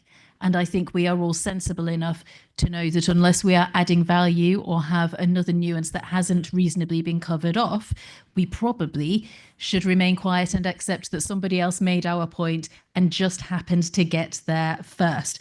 I am fundamentally against curtailing democracy, denying members the opportunity to practice speaking in this chamber, which motions actually do provide the opportunity for, in a space that might perhaps be safer and less scary for newer members than jumping straight into debating on a substantive policy matter. So for reasons that we have discussed in respect of previous items, actually, colleagues, I would be fundamentally against both this proposal and the next proposal. I think that effective chairing, respect for the chair, respect for colleagues across this room, and the trust that we can all behave ourselves like grown-ups is the standard we should be holding ourselves for. I don't think that we need to legislate for the worst possible behaviour, because let's all be honest with ourselves, do any of us come here choosing to deliberately behave in a poor way? And if we are, perhaps we should rethink the job we've chosen to do. Councillor Ralph Munter. Thank you, Chair. And I agree with an awful lot of what Councillor Dennis has just said. Certainly 15 minutes per motion seems to have been a figure which was plucked out of thin air. And if you look at that in terms of practicality, effectively, you have a proposer and seconder, and then you have potentially the leaders of the two opposition groups, and that's the debate as a whole. What we want to be encouraging, and what has been quite encouraging as we've progressed through the civic year, is that it isn't the same old councillors, and I will include myself in that, talking about motions or on items. We're starting to see new members finding their feet, making really valuable contributions, both in this setting and in the committee settings. And I think that's certainly something of which is to be welcomed. What I do have a concern about, though, is with respect to 90 minutes in terms of the guillotine. And therefore, I will seek the advice of the monitoring officer if whether we can whether there does need to be an amendment to remove that recommendation if 2.5.2 is lost, or whether we need to amend the exact minutes in terms of that. But what I would say is, if we're going to be talking about however many motions, we're limiting that debate. So, for example, the Conservatives put forward 3 motions, and that then doesn't allow for any time for the Liberal Democrats to go and have a debate about the motions of which they have proposed. And certainly that is a concern, because it is shutting down democracy and it's shutting down the voice of the opposition. So therefore, I would ask the monitoring officer, should I propose an amendment to remove, and if recommendation 2.5 is lost, or should I amend the time of which has been specified?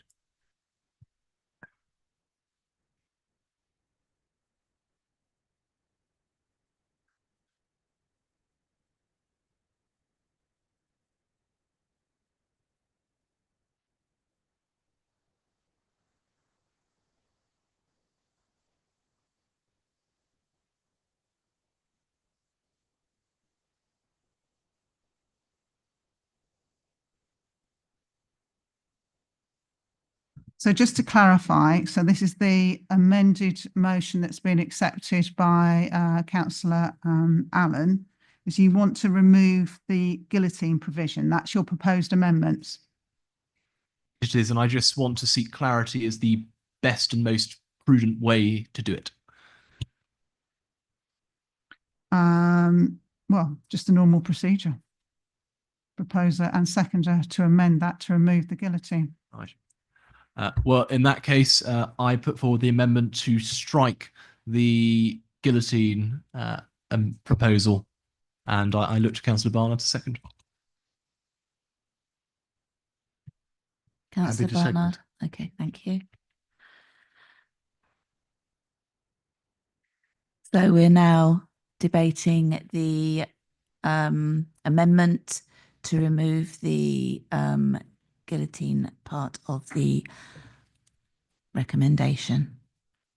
So Councillor Paul Ward. Thank you, Chair. I just wanted to clarify that on Councillor Nussle's comment, the 30 minutes that we just agreed in that amendment previously is for per motion. It's not for all the motions in total. Is that correct? Per motion. So it wouldn't be the case that you could 30 minutes would take. So there would be no, you'd be able to debate them for up to 30 minutes for as many as you had. Yep, thank you.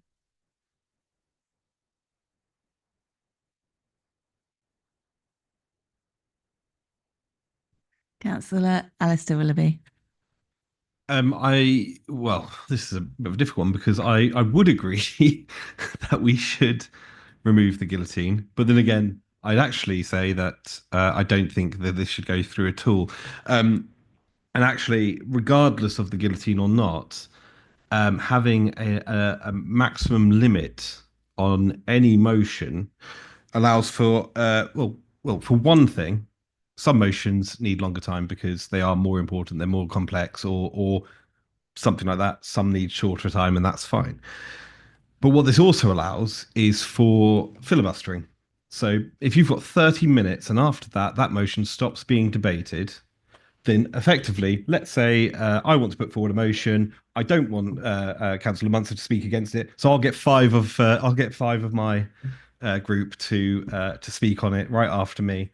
And there we go. We've just pressed the button. We're now away, and we've now filibustered that. There's no speaking against it, and then we just go straight to a vote. Can I just remind you that we're talking about the I'm guillotine? Yeah. Okay. I'm 3 minutes. No. So yeah, I don't think this goes far enough. I think I will probably vote for this amendment just to save something, just in case the substantive motion then goes through. Councillor Chris Lucas. Thank you, Chair. I too echo some of the concerns as expressed by Councillor Willoughby. For me, it's what it signals. It says you're saying that there's a 1 hour guillotine for members' motions. Well, actually, members' motions are a fundamental part of the council's business. So what we're saying is we're going to truncate or curtail a fundamental part of the council's business, and in my view, that is signaling the wrong thing to do. Sometimes these things might take longer than an hour because they're justified taking longer than an hour, and as such, they should be allowed to do so. So I should be voting in favour of the amendment. Thank you.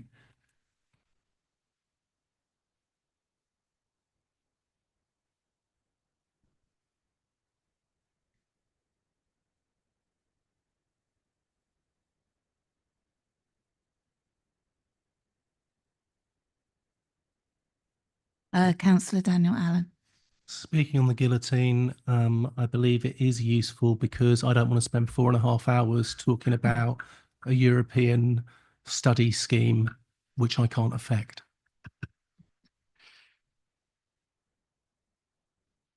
There's nobody else that wishes to speak. Can we go to the vote on removing the section which talks about the guillotine from the recommendation?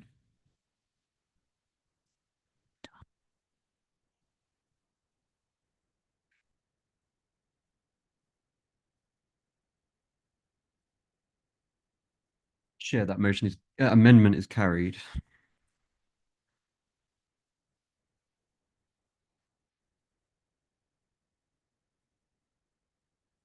So the recommendation, I believe, now reads 2.5.4 CPR 4.812D motions on notice. Debate to be up to 15 minutes per motion. Sorry, 30 minutes per motion. Yeah, okay.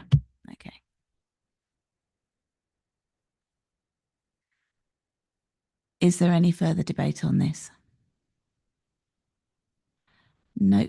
Can we go to a vote?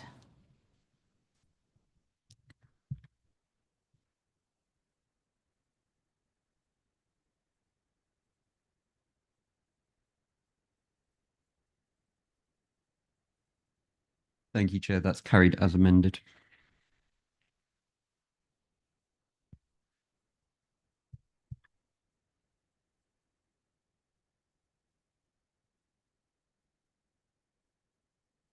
Recommendation 2.5.5 CPR 4.812 motions on notice. Order of motions shall be debated in rotation, commencing with the largest opposition group, followed by the remaining opposition groups in descending order of group size, and the administration group ending the round. And in the event of recommendation 2.5.2 is lost, this order would be repeated until any time expired.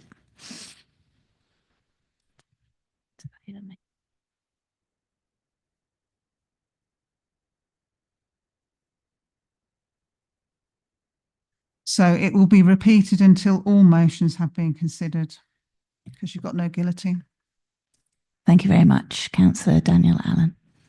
So I'm bringing this so that we don't have exactly what was discussed earlier, where one party will have all of their questions in order and screw out, make sure the others don't. That's what we're suggesting here. I would like to propose it. Do I have a seconder, please? Councillor Valbright. Second. Thank you. Is there any debate on this one? Councillor Ralph Muntzer. I mean, what I would say on this recommendation is that it's effectively a moot point, because we have just removed the guillotine provision in 2.5.4. And therefore, actually, this is, in my submissions, irrelevant. And therefore, I would encourage colleagues to vote against. I don't believe it is irrelevant, because it's the order in which they are. It's so that what Councillor Lucas was talking about earlier doesn't happen, in that there's a race to get all the motions. I mean, just to respond to that point, Chair, I mean, we haven't changed the regulations and the constitution surrounding when motions should be submitted. And therefore, you know, group leaders are always going to be putting in those motions before the deadline, and council is then going to take them on that basis. But what I would say is that, you know, that the current system seems to work relatively well, and, you know, if it isn't broken, why fix it? Are there any other people that want to participate in debate? Councillor Ian Albert. See, I mean, here actually, this is kind of what Herts County Council do in terms of questions, and I think there is an element of fairness here, because we don't want an arms race. We do actually, I think, want to make sure that no one group tries to fire in motions. I think we do want to hear from colleagues across the chamber, and of course, it's also true to say is that well, I can't speak for party and group discipline, but you know, in the end of the day, councillors are individuals, and therefore it may be that in some groups that people can put in motions without necessarily actually have got an agreement of their particular group, because councillors are individuals at the end of the day and can put in motions if they've got a seconder. Oh no, I'm sure that wouldn't happen, but maybe in some groups it does. But I do think this is for me is about fairness, and I think actually what's proposed here is completely right, and I hope colleagues will support it.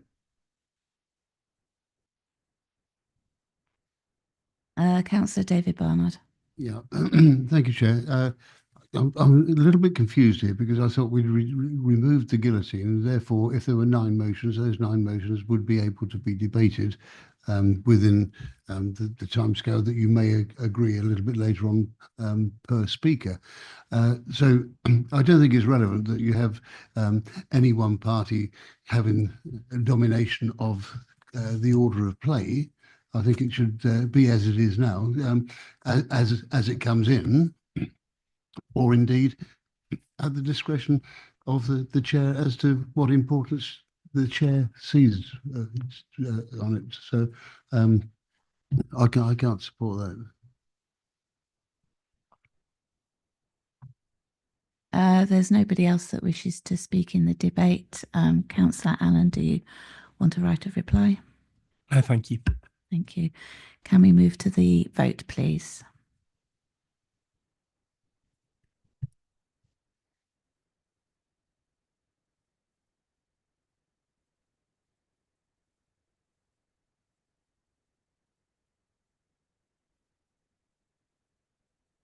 Yeah, that's carried.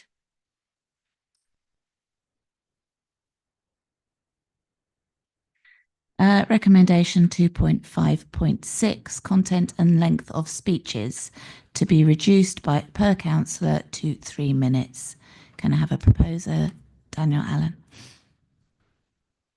There is no need to treat 5 minutes as a target. If you can't say what you've got to say within 3 minutes, you shouldn't be saying it. Thank you. Do I have a seconder? Councillor Val Bryant. With feeling. Okay, Councillor Ralph Munzer. This is just a question with respect to this, because I know the current system operates in that, you know, we have a 5-minute limit.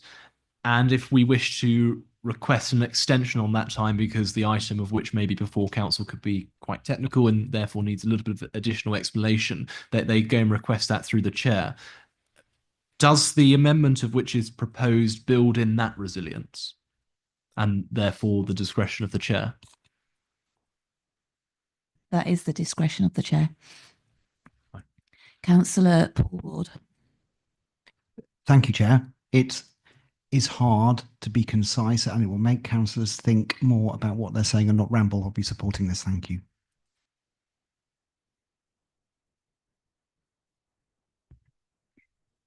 As there's no other request to speak, Councillor Allen. No. Can we move to the vote, please?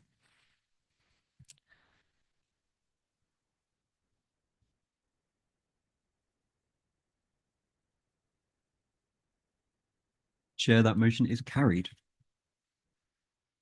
Recommendation 2.6 out of 12.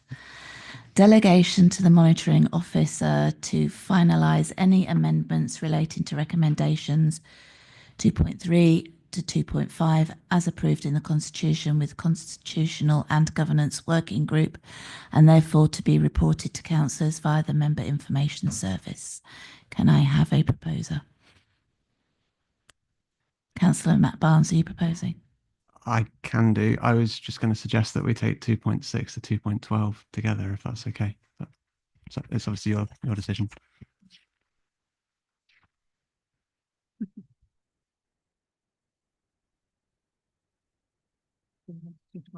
Yeah. Okay, so 2.12, to note that the Managing Director has extended the temporary service director housing and environmental health arrangements as per his delegated decision. Oh, just do it all together and you propose both. Sorry, of 18th of December until 31st of March, and that section 14 will be amended accordingly. Are you happy to propose that, Councillor Allen? Oh, yeah. Yes. Yeah, and you second it. Okay, thanks. Is there any debate on this one? Councillor Ralph Munzer.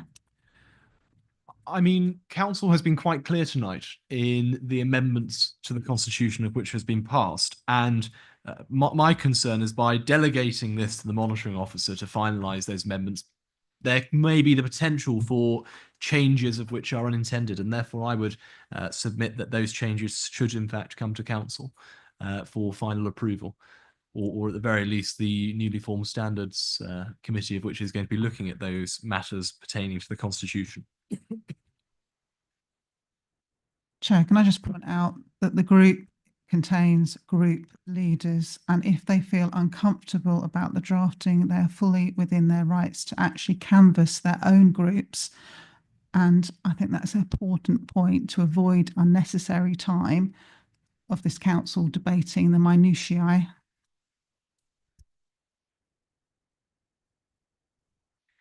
Councillor Alistair Willoughby. I'm just going to say, as the chair of the Standards Committee, I think we can trust the monitoring officer on this one.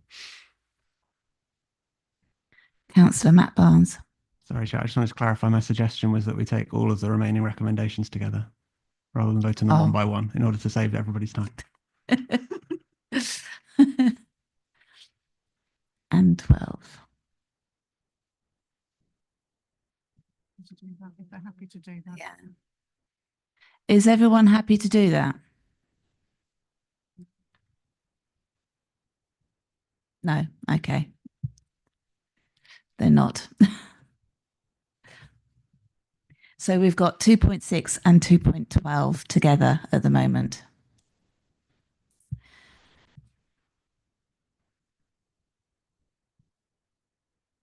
No more debate, so we can go to the vote.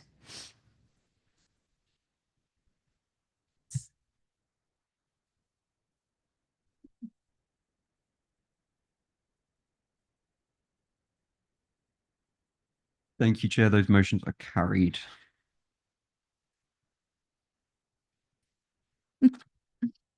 Okay, 2.7. The increase of the non-executive delegated decision financial contractual threshold reporting limit to 75,000 from 50,000 and instructs the Service Director, Resources and Monitoring Officer to make the necessary amendments to the contract procedural rules and financial regulations and relevant guidance documentation accordingly. Can I have a proposer? Councillor Allen. Thank you. This is a common sense update and I'm happy to bring it. Thank you. Thank you. And a seconder? Councillor Van Bryant, thank Happy to second. you. Debate on this one. Councillor Ralph Munzer. Whilst Councillor Allen may believe it's a common sense amendment, I'm not of that view. I think £25,000 is not necessarily an insubstantial amount of money to most of our residents and probably most of us here. And it is, I would argue, in the interest of openness and transparency for those decisions of which are taken above £50,000 with relation to procurement are actually, we do have oversight, and therefore we'll be voting against this.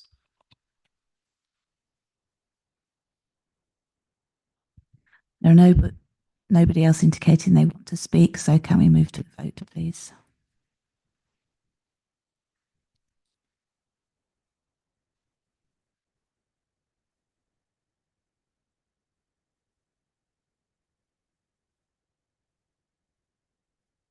Thank you, Chair. That motion is carried. Recommendation 2.8, as the non-decision making body by vote of assent, that the leader will exercise his executive function to change the names of the following committee forums: 2.8.1 Dock and District to become Baldock and Villages Community Forum, and 2.8.2 Royston and District to become Royston and Villages Community Forum. Can I have a proposer? Councillor Bryant. I'd like to propose. And a seconder? Councillor Willoughby. Very happy to second this. We started this work about this time last year, and I think it's absolutely important that we show the importance of not just Baldock, not just Royston, but the villages that surround them that are involved in those community forums as well. Is there any debate?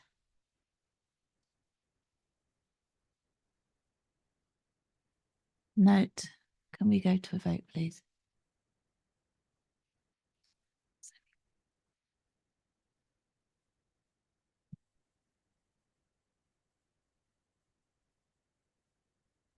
Chair, that motion is carried.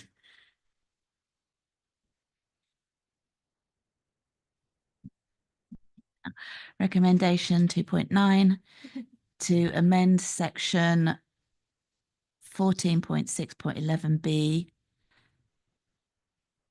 IVA as detailed, as detailed in paragraph 8.6 to 8.8. Which I'll clarify, just adds, if you look at that page, so it's all functions of the local planning authority, primary planning policy and development control, including enforcement functions, authorising expenditure of planning obligations, monies, and the additional wording is biodiversity net gain, crossing out and environmental impacts assessment functions, new word, and tree preservation orders. So that's the amendment. That seems sensible. Councillor Allen, are you proposing? I am proposing for a fairer, greener North Hearts. And a seconder, please. Councillor Bryant. Happy to second. Thank you. Any debate?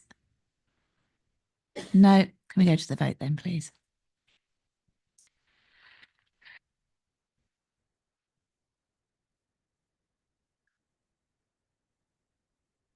Chair, that motion's carried. Recommendation 2.10 to consider any recommendations from Cabinet, if made, from 14th of January 2025 on the amendment to 14.6.5A 13 is that, and 14.6.13.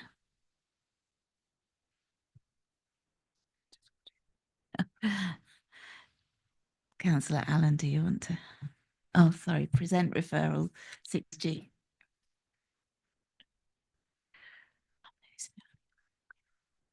If I could ask the monitoring officer to let everybody know exactly what that is.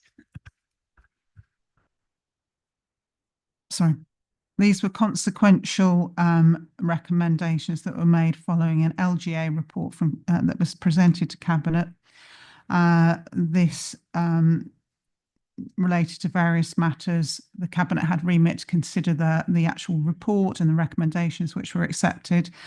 These are additional ones that relate to the Constitution, which, again, as I mentioned when I introduced the report, remove the financial limit that the Managing Director can agree in terms of the compensation payable to individuals, and also involve the two other statutory officers in those decisions in relation to the compensation payment. The second amendment is about proper officer function, to make it clear that the monitoring officer would receive copies of the draft report as well as the final report, as does the Managing Director currently. And that's to better reflect, I think, the obligations that are in the Local Government and Housing Act.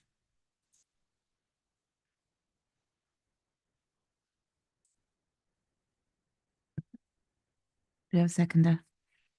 Councillor Winstanley? Happy to second.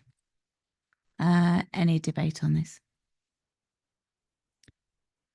No. So can we move to the vote, please, James?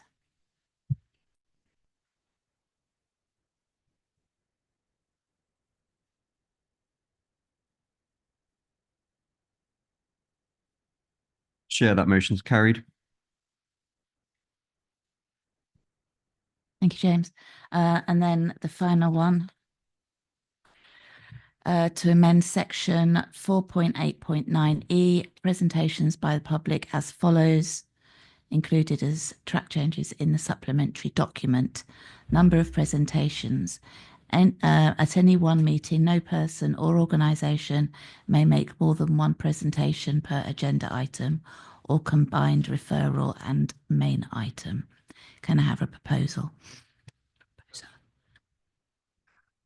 Sorry, Happy Councillor to Allen. propose, Chair. Thank you. And a seconder? Thank you, Val. Is there any debate on this one? No. So can we go to the vote, please?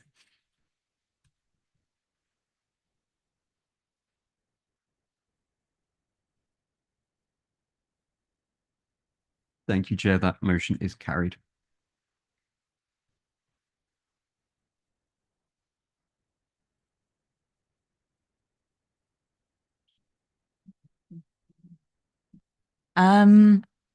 So we've got questions and motions now. I'm not sure what members feel about having a break for toilet, etc. Yes, we're saying yes. Okay. Can I say that we're back by 1:15? Yeah. That's right.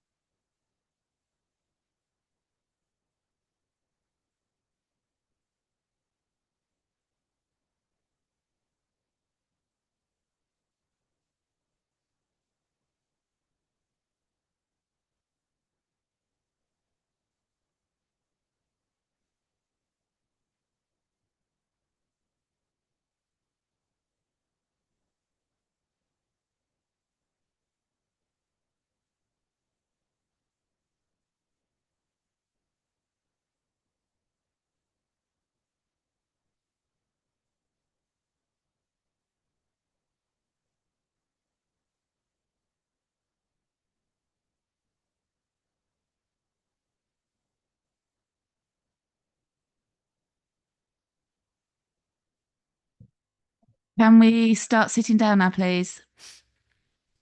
Is everybody in?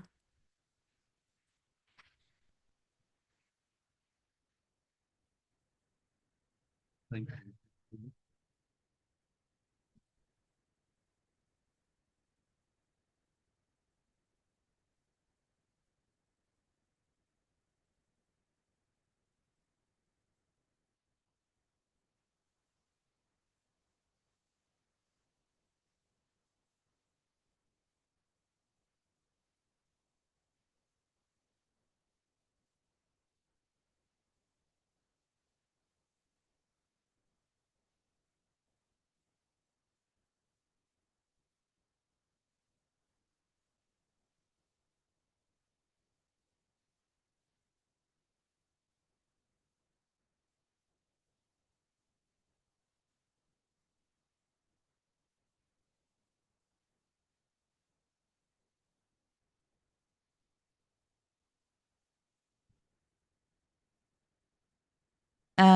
Okay, we go to questions from members. There have been 4 questions submitted by members in accordance with standing order. A, free after 3 p.m. parking. Can I invite Councillor Tim Johnson to put the question to Councillor Daniel Allen?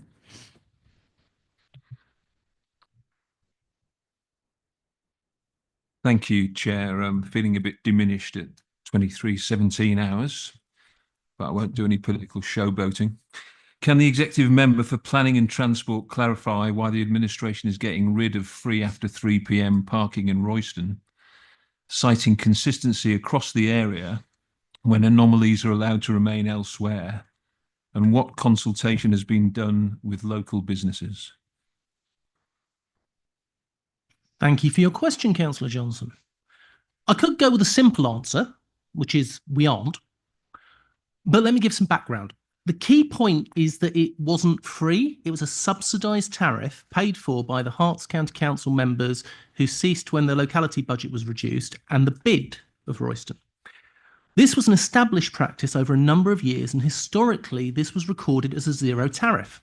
Royston Town Council also chose not to charge after 3 o'clock in their car parks. All we've done now is publish a tariff so any organisation has transparency as to what is required to be subsidised. Consultations on all tariffs have been done with town forums and with all of the town's bids, who are representatives of the town businesses, as well as receiving feedback from individuals. Just today, I had a meeting with Royston Bid about this. It is something we have been discussing with all of the bids, who are the representatives of local businesses.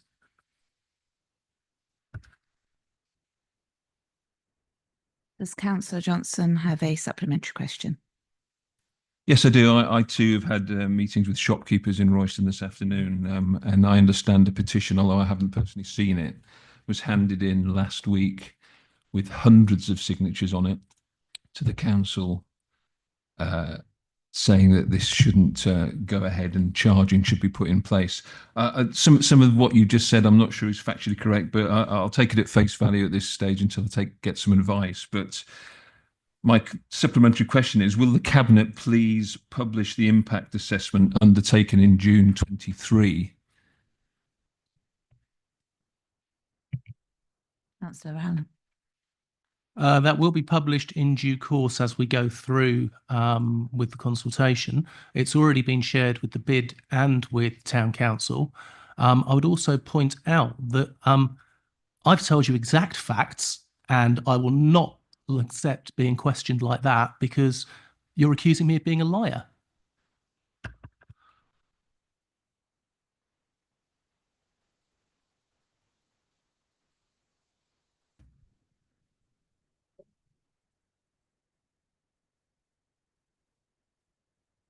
If you want to make an apology. Let me speak. If you want to make an apology. No, I'll take some advice before that, because I'm getting different information. Thank you. Thank you.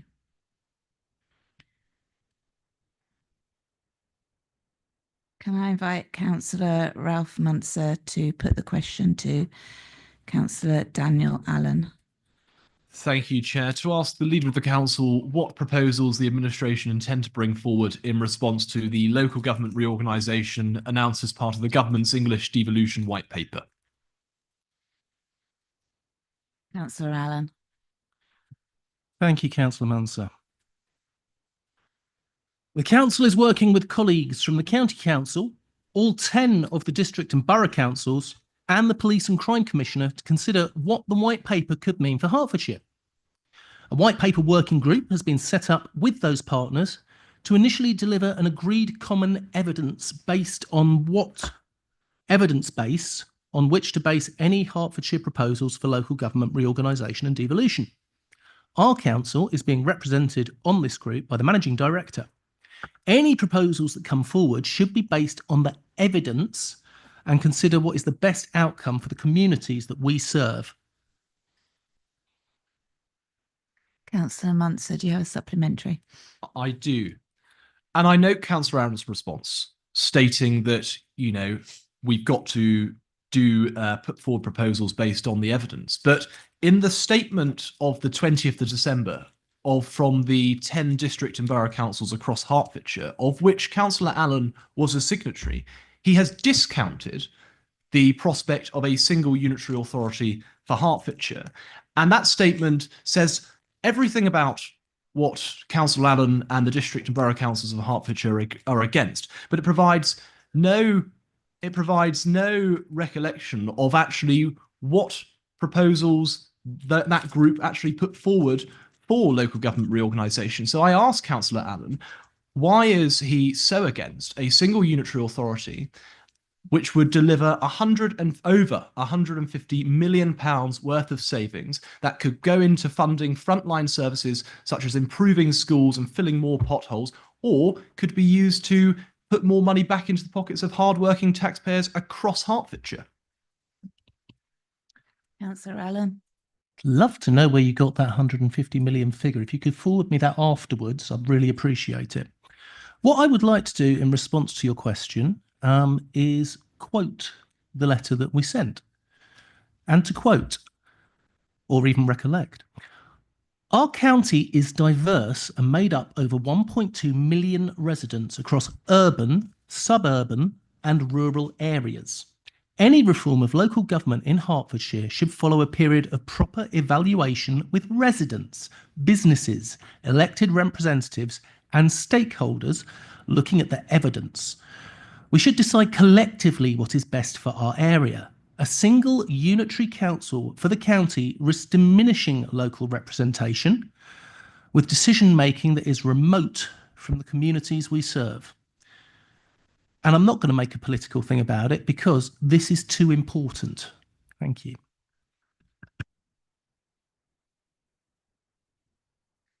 Can I invite Councillor Ralph Munser to put a question to Councillor Allen? Thank you, Chair. To ask how many penalty charge notices were issued by this authority in 2024?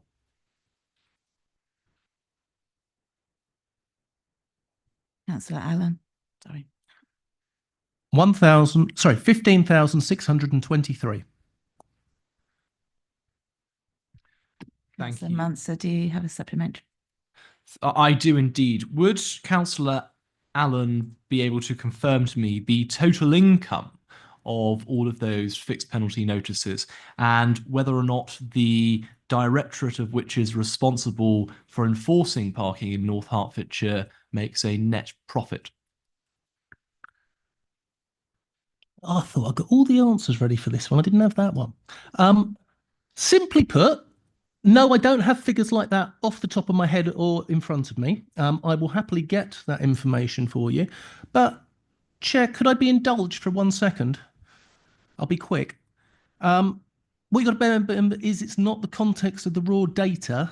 There are reasons why not all of the PCNs get appealed, but we will talk about that when I give you all the data onto the amounts. Thank you. And the final question regarding penalty charge notices and appeals. Can I invite Councillor Munster to put the question to Councillor Daniel Allen? How many penalty charge notices issued by this authority in 2024 were successfully appealed? And this shows that it's getting late in the evening because I cocked up that answer. B, the answer that was successfully appealed is 1,948, which is 12.5%. Councillor Munster, I assume you have a supplementary. I do indeed. 12.5%, that's certainly not as high as potentially has been made out in the press. But could I ask Councillor Allen the costs associated to the council for upholding those appeals, defending them, and the cost of lost revenue from those 12.1%? 12.5. That's fair enough. Again, I will have to give that back to you, but I would point out that of those appeals, 39 were allowed because of a medical emergency occurring. 315 were blue badge holders who had forgotten to display or covered up their valid blue parking badges. 451 have valid tickets produced afterwards where the ticket had flown off the dashboard. 1,143 of these reasons were broken down cars, loading, PayPal errors, pay by phone errors, etc., the wrong reg number. All of these appeals are reasonable reasons which demonstrate that we believe in a fairer, greener North Herts.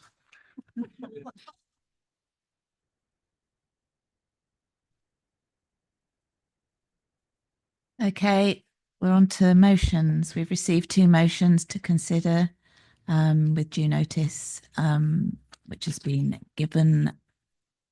Motion 1, support the introduction of a youth mobility scheme. Can I invite Councillor Chris, who's moving it? Councillor Chalmers to move the motion. Thank you. Good evening, councillors.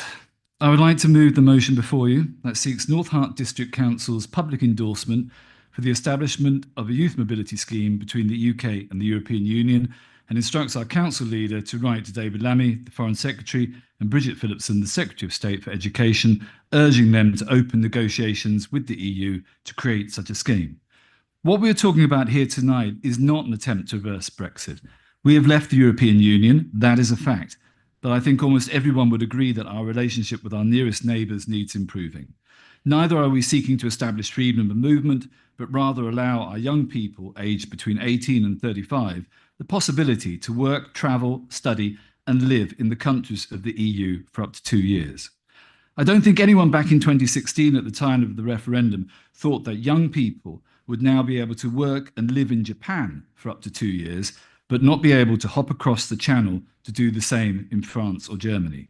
We have youth mobility schemes with Japan, Australia, Canada, and New Zealand. They are tried and tested, and they offer great opportunities for those who can afford them, but they no way replace the opportunities that I suspect many councillors like myself took for granted when we were growing up.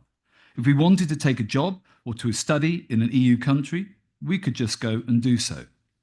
Hope and opportunity, especially for the young people of this country, have been in short supply in recent years, and this is how we provide some of both. According to the 2022 census, we have approximately 26,000 young people between the ages of 18 to 35 living in North Herts. That is 1 in 5 of the local population, all of whom would be eligible to benefit from this youth mobility scheme, which would offer them opportunities to learn new skills, languages, cultures, and bring all that back to benefit our economy and our society. We hear much from the Labour government of the need to improve economic growth to finance the much needed improvement in our public services. The UK is facing acute labour shortages, particularly in key sectors such as hospitality, which is the UK's 3rd largest employer. In North Herts alone, it is worth 124 million to the economy, employing approximately 6,000 workers. And I spoke with Hospitality UK earlier, and they received and gave their overwhelming endorsement. The hospitality industry has currently 100,000 vacancies. These are exactly the kind of jobs that young people visiting the UK for a few years might take on, whether while studying, immersing themselves in our culture, or improving their grasp of our language. Last week, we also heard from councillors arguing strongly for the need to support our farmers, who play such a key role in a rural economy like ours, and they too are facing shortages of labour. Back in the summer during my party's conference in Brighton, it was about 10:30 on Saturday night, I was approached by a group of young people. Turned out they were students starting their final year of A-levels. I got talking to them, and one young lad asked me what I was doing at their age, 18. And I told them I had just finished my A-levels, had taken a year off, and was living in West Berlin, working in an old people's home for 6 months before going on to university. And I partied, and they all laughed. "Cool, that must have been great," one yelled. "How did you do that?" And it really struck me that what for me had been so easy just isn't available for our young people today. I used to go back to Germany every holiday and work to help pay my way through university. And we have taken this away from our young people. Schemes for Japan, Australia and Canada, whilst worthy, just aren't the same, especially from a working class or less privileged background where the bank of mum and dad just doesn't have the spare cash to finance trips halfway around the world. I would really like to see councillors from all parties support this motion tonight, as it offers real tangible benefits for the young people of our district and to our local businesses. And we have to find a way to move on from the divisions of the past few years. But right now, I'm going to appeal directly to the Labour members, as I know that many of your party, including a fair number of your MPs, support the idea of a youth mobility scheme. Prior to the general election, the EU offered to set up a scheme with the UK, which was rejected by Labour for reasons which, whilst I don't totally agree with them, I understand. It's 6 months on, and maybe the Prime Minister is waiting to use the youth mobility scheme as part of his reset with Europe. If that is the case, then we will be showing him tonight there is cross-party support throughout the country and in this district for this move. Let's be bold, give the government the nudge it needs to boost the economy and show that in North Hart, we want to give something back to our young people and local businesses. Please support this motion. Do we have a seconder? Councillor Winchester. Thank you. I'd like to second and reserve the right to speak. Okay, so we move to the debate, and can I remind members that we have already voted to curtail speeches during debate to 3 minutes, which is what we're going to be doing from now. Councillor Tom Tyson.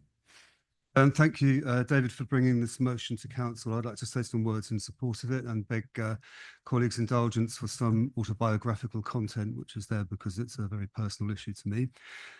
There's an event taking place in June that I'm particularly looking forward to, the 70th birthday celebration of a friend of mine. He lives in the Spessart Hills of northern Bavaria, and he's German.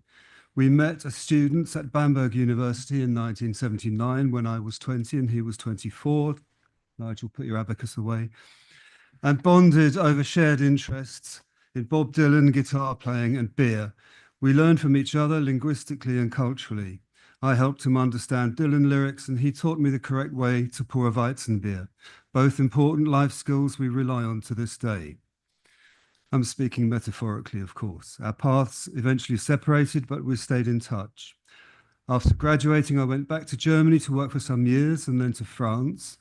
It was easier to live and work in Western Europe in the 1980s then than it is now. We didn't need a youth mobility scheme, and I think we would have been horrified at the idea that such a concept might one day be necessary. Back in England, I embarked on a long career in foreign language teaching, engaging with many young people in North and East Herts over the years, at least one of whom is sitting here this evening. I hope that some of them went on to enjoy the rewards of the cultural interchange that foreign language study and time spent abroad can bring. Travel broadens the mind. It's true, it makes us better people, more tolerant, more reasoned. We can be critical, but based on experience and understanding, not prejudice. We can see things in a broader context. We know that there's more that unites us with our neighbours than separates us from them. Unlike those narrow-minded politicians today who are happy to watch our country's productive interaction with our European neighbours decline and let tensions between people of different backgrounds fester, we know the personal and national enrichment that mutual learning and understanding, sharing and growing together can bring. We know that an inward-looking culture with a make somewhere great again mentality thrives only on ignorance. So it's really important that we do what we can to remove any obstacles preventing our young people from enjoying the kind of opportunities we took for granted. Let's offer them the chance to experience other cultures without hindrance, to benefit from that interchange and the special insight that comes from residence in someone else's country. Meanwhile, I'll be in Germany with my family this summer for my friend Werner's birthday party. We'll enjoy a perfectly poured Weizen beer and sing Forever Young in beautifully enunciated Bavarian English. Perhaps we'll raise a glass to the next generation of intercultural travellers. Today, I'll just indulge myself with this. My daughter was accepted on the PGCE course at Hertfordshire University to learn to teach French. So congratulations to her, and long may the doors of opportunity be held open for future generations. Please vote in support of this motion.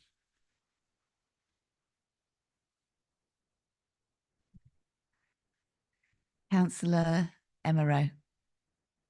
Thank you, Chair, and thank you, Councillors Chalmer and Winchester, for bringing this motion to us and echoing some of the sentiments from Councillor Tyson there.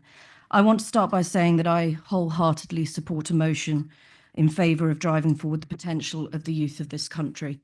It is a national issue, not a local one, and I make no apology for that. If you ask our residents if this is a matter of importance to them, I would be very surprised if any parent told you that it was not of concern to them, that doors are being closed in their children's faces, doors that were open to them, as they were indeed open to me, to explore post-university. This is about taking up incredible opportunities both at home and abroad and reaping all the benefits that that would bring.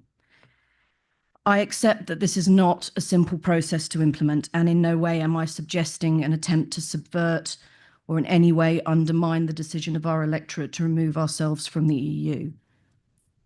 However much I would have liked to remain part of that group personally, if I'm honest.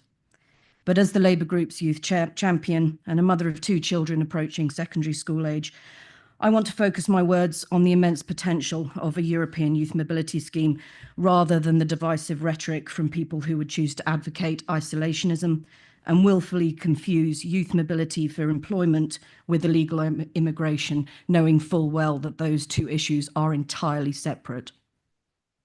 At its heart, a mobility scheme is about opportunity. It's about giving young people the chance to explore, learn and grow. And I thank Councillor Tyson for some of his points there. It sounds a wonderful experience. But it is about exploring a diverse and interconnected Europe. By enabling them to study and work across borders without restriction, we're not only broadening their personal horizons, but enriching our nation, again, as has already been mentioned, with a globally minded, culturally enriched professional working class. This is not about educating our children for them to disappear off to other countries, never to be seen again, and for us not to reap the rewards of that education. This is not about us giving out more than we're going to get back in return. And indeed, I find it rather insulting that some anti-mobility types would suggest that UK young people are less incentivized or less motivated to take up those opportunities in Europe than their European counterparts would be. This is actually about enabling those individuals to absorb information, skills, training, cultural information, and differences, and appreciating those differences, and then bring that back to these shores. Such a scheme benefits more than just individuals. It will strengthen our economy and boost and bolster the United Kingdom to be more resilient, dynamic, and competitive on the global stage. It is therefore an investment in all of our collective futures. The young people who will directly benefit from this scheme and ultimately contribute so positively to our country are the people whose taxes will in the future be funding. Councillor Rowe, can you wind up? Absolutely. Will be thank you, Chair. We'll be funding our public services, so why would we look to limit that scope? But it is more implicit than that. By bringing forward this motion, we say to our young people, we see you, we value you, and we will support you in making such an important contribution to our country. Thank you, Chair. Councillor Amy Allen. Thank you, Chair. I did not march loudly through the streets of London, waving a placard, frustrated about how much had been stolen from so many in the future, to then sit on my hands when something like this arises. I will be voting in favour. Councillor Donna Wright. Thank you, Chair. I must confess I'm struggling a bit with this motion because I do see the value in a youth mobility scheme for all the reasons that have been so eloquently expressed by colleagues. It would not only benefit young people, but also address labour shortages and help to stimulate economic growth. However, I think the introduction of a scheme at this point in time would require careful policy design in order to maximise the benefits within the wider context of our future trade relationship with the EU. I think some of the specifics of the scheme would have to be thought through. So, for example, would there be any implications for university tuition fees? Would EU students pay the lower home fees, as was previously the case, or international rates? Unfortunately, since 2016, thanks to the marketisation of HE driven by the Conservatives, the university sector is now ever more reliant on revenue from international fees and is in a much worse financial state. I was involved in the old Erasmus scheme for student mobility for many years, and sadly it was often more of a challenge in sending UK students to the EU than the other way round. Unfortunately, there was always a big imbalance in numbers, not because UK students weren't good enough or lacked motivation, but because of English being the global language and the fact that we are so poor at teaching languages in this country.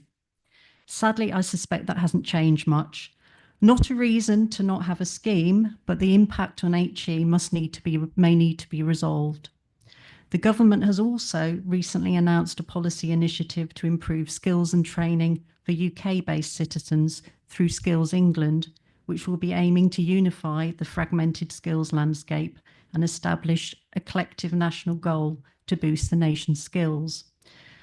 So any new mobility schemes would have to align closely with this policy. So it's complicated. In summary, although I'm in favour of an EU mobility youth scheme, I think the details really need to be thought through and that a decision to move towards a scheme should be considered within the context of the wider trade negotiations between London and Brussels and not in isolation. So because of these reservations, at this present time, I'm afraid that I will be abstaining on this motion. Councillor Stuart Willoughby. Thank you, Chair. Speaking personally as a committed Remainer, I would favour a sensible approach like a youth mobility scheme with our European neighbours. As referenced in the motion, our young people no longer have the opportunity to work, study and travel freely in Europe. These opportunities are beneficial for so many prior to Brexit, broaden the horizons of so many young minds to see beyond our small part of the world. Additionally, many small businesses, particularly the hospitality industry, as mentioned before, have been severely impacted by the restrictions on young EU citizens. Being allowed to work freely in the UK. Essentially, a whole generation and future generations have had their opportunities curtailed by an appalling trade deal with the EU, brokered by Boris Johnson and David Frost, based on wrong-headed ideology and misinformation propaganda. The government are now having to deal with the diplomatic mess left by the Conservatives and renegotiate a sustainable and progressive trade environment with our European neighbours. Keir Starmer has defined his red lines for negotiation, including no return to free movement. In my view, a youth mobility scheme does not equate to a full return to free movement. It is a scheme that can be operated on a restricted basis and may well serve as a powerful bargaining chip in the ongoing negotiations with our European neighbours for a meaningful trade arrangement. Most important, though, is the clear benefits that such a scheme would afford our young people now and in the future.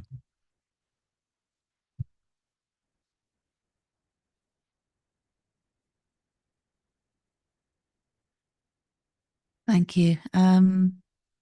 Councillor Ralph Answer.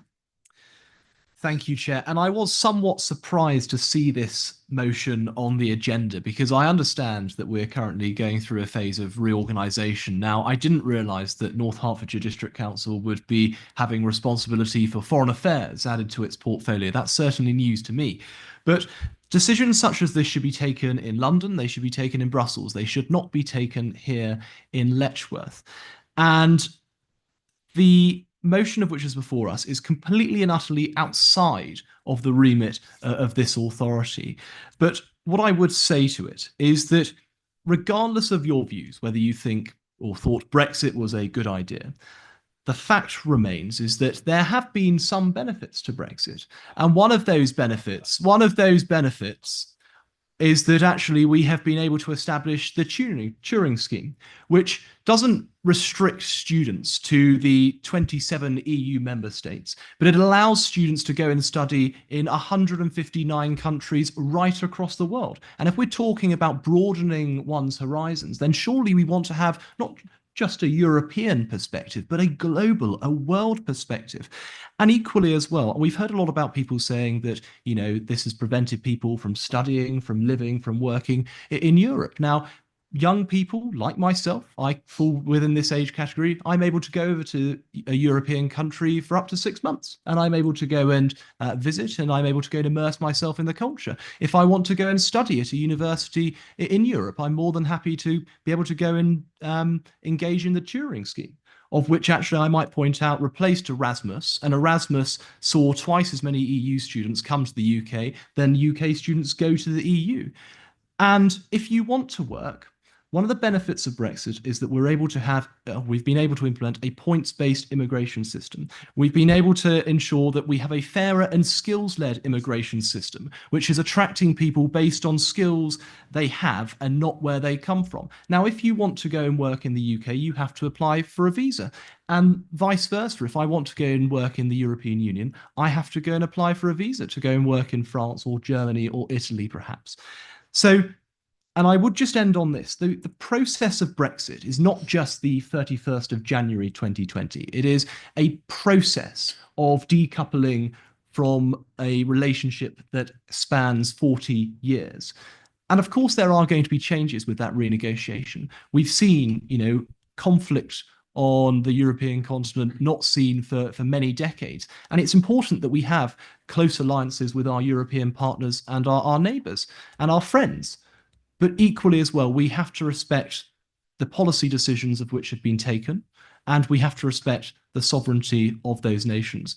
And the fact is that we have an immigration system here of which ensures that we have it's fair. Councillor Munster, can you wind up? I shall bring my remarks to a close by just saying that it attracts people based on the skills they have and not where they come from. Councillor Claire Winchester. Thank you, Chair. In seconding this motion, I'm reflecting on my own experience as a parent of young adults and as a local scout leader for 14 years. And anyone working with our young people in North Hertfordshire will be very aware that they are enthusiastically seeking skills, training and new experiences, and they deserve a life path full of opportunity. I do want to head off the digressions into Brexit and also into education. A youth mobility scheme is not restricted just to people who want to study abroad. The existing youth mobility schemes that we have are reciprocal arrangements requiring a minimum savings requirement, a payment for the use of the NHS for incoming visitors. There are strict age and time limits, so there's no sense in which visitors to the UK fail to pay their way. I don't want to give any more anecdotes this evening, but the only nuance that we haven't really covered is the fact that none of the existing youth mobility destinations are affordable or sustainable. Travellers need long flights, not a short train ride to reach them. And many younger people are rightly examining the environmental impact of their travel decisions. The Eurostar from Paris to London emits 22 kilograms of carbon per person each way. By plane, it would be 245 kilograms. But for London to Vancouver, we're talking 1.2 tonnes of carbon per person each way, which is the equivalent of 7 months of living normally in Britain. So let's think about our greener, fairer North Hertfordshire. This motion is simply asking us to express how valuable the opportunity to live and work in Europe would be to young people in North Hertfordshire. It would be a pragmatic extension of an existing scheme to make it more accessible to people without familial wealth, more sustainable in terms of travel-related environmental impact, and more relevant to the vast majority of our young people. And when we support it, we do so because we appreciate the importance of travelling in developing empathy and understanding, and in a world of polarised viewpoints and extremism, anything that helps our citizens appreciate alternative views is to be welcomed. Thank you. Councillor Daniel Allen. Thank you very much, Chair. I'll keep it short because I agree with Councillor Munster that this is not the right place for this to be discussed. I would like to give congratulations to Tom's daughter. And I'd like to say that I'm actually rather proud of the fact we have the chair of the Liberal Democrat Federal International Relations Committee bringing this motion. It's good to see a big national figure bringing something to us locally. So what I would say is what I said at the beginning. If you have things that you want saying to government, if you've got letters you want writing, do remember to speak to me as well as bring motions. Thank you. Councillor Daniel Wright-Mason. Yeah, I mean, firstly, thanks for rubbing it in, guys. I really appreciate that. No, but I'm joking, but I do appreciate the sentiment of this motion. And I think a lot of great comments from colleagues, and perhaps different from last week. I'm glad to see people looking forward to the future, some of the things that they're saying. So thank you, and I'll support the motion. Councillor John Claydon. Thank you, Chair. I think as colleagues are well aware, this is not about trying to make national policy. This is about expressing our support for the young people of North Herts, making it clear that we back them having these possibilities. My children are lucky that they have dual nationality. They are able to visit the EU because they're EU citizens, but most of their people in their classmates at school are not in that position. They don't have those rights. And I think we should be thinking about giving people every opportunity to study and expand their, not study, to visit and live abroad for a period of time, for enthusiastic linguists to improve their language skills, which incidentally is the reason that my wife originally came to the UK, to improve her language skills. I think it's something that we should do. You know, English may be the lingua franca of the world, but nevertheless, having a broader diversity of experience is something we can all benefit from and continue to learn from. So I think that we should be enthusiastically supporting this, and I will be most enthusiastically supporting the motion myself. Thank you.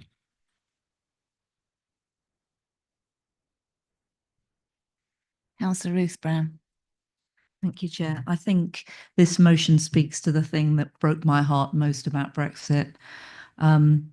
That a whole generation of young people will have less opportunity than I did, and my brothers did, and my own children. So my youngest son is 26. He spent 6 years in the Netherlands. He went there to study.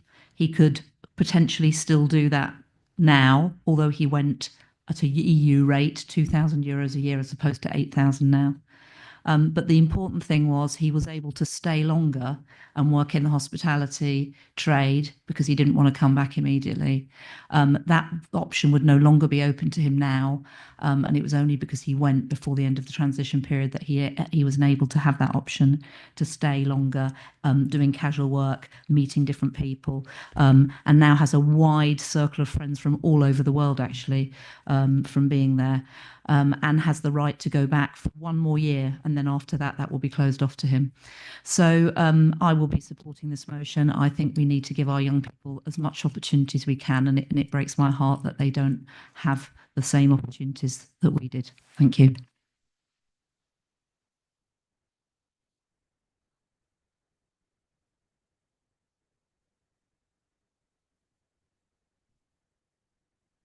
Councillor Chalmers, do you want to write a reply?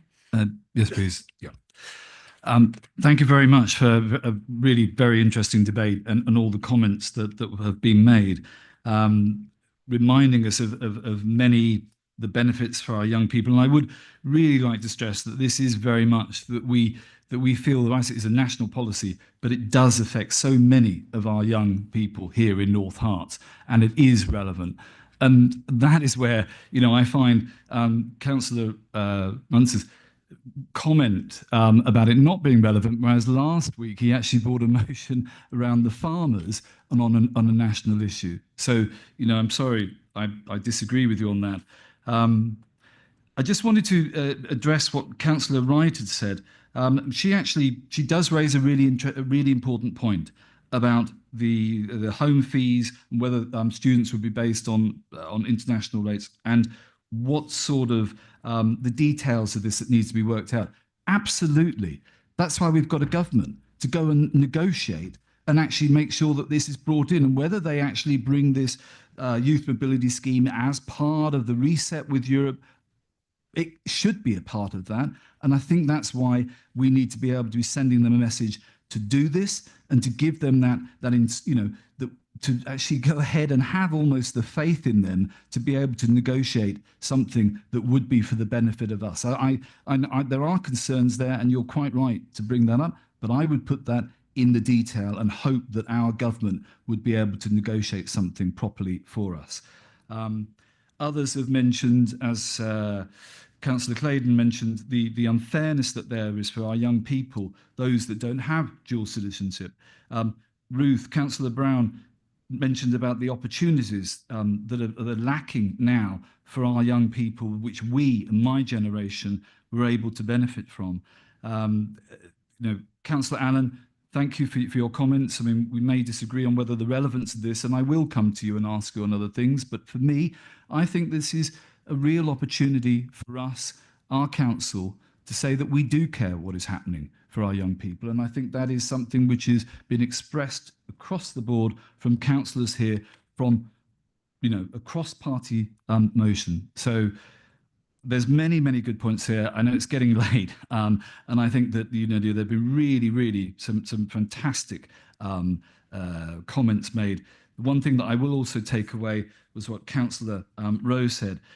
We want our young people to see that we really value them, and by passing this motion, that is what we're doing. Thank you. Okay, can we go to the vote, please, James?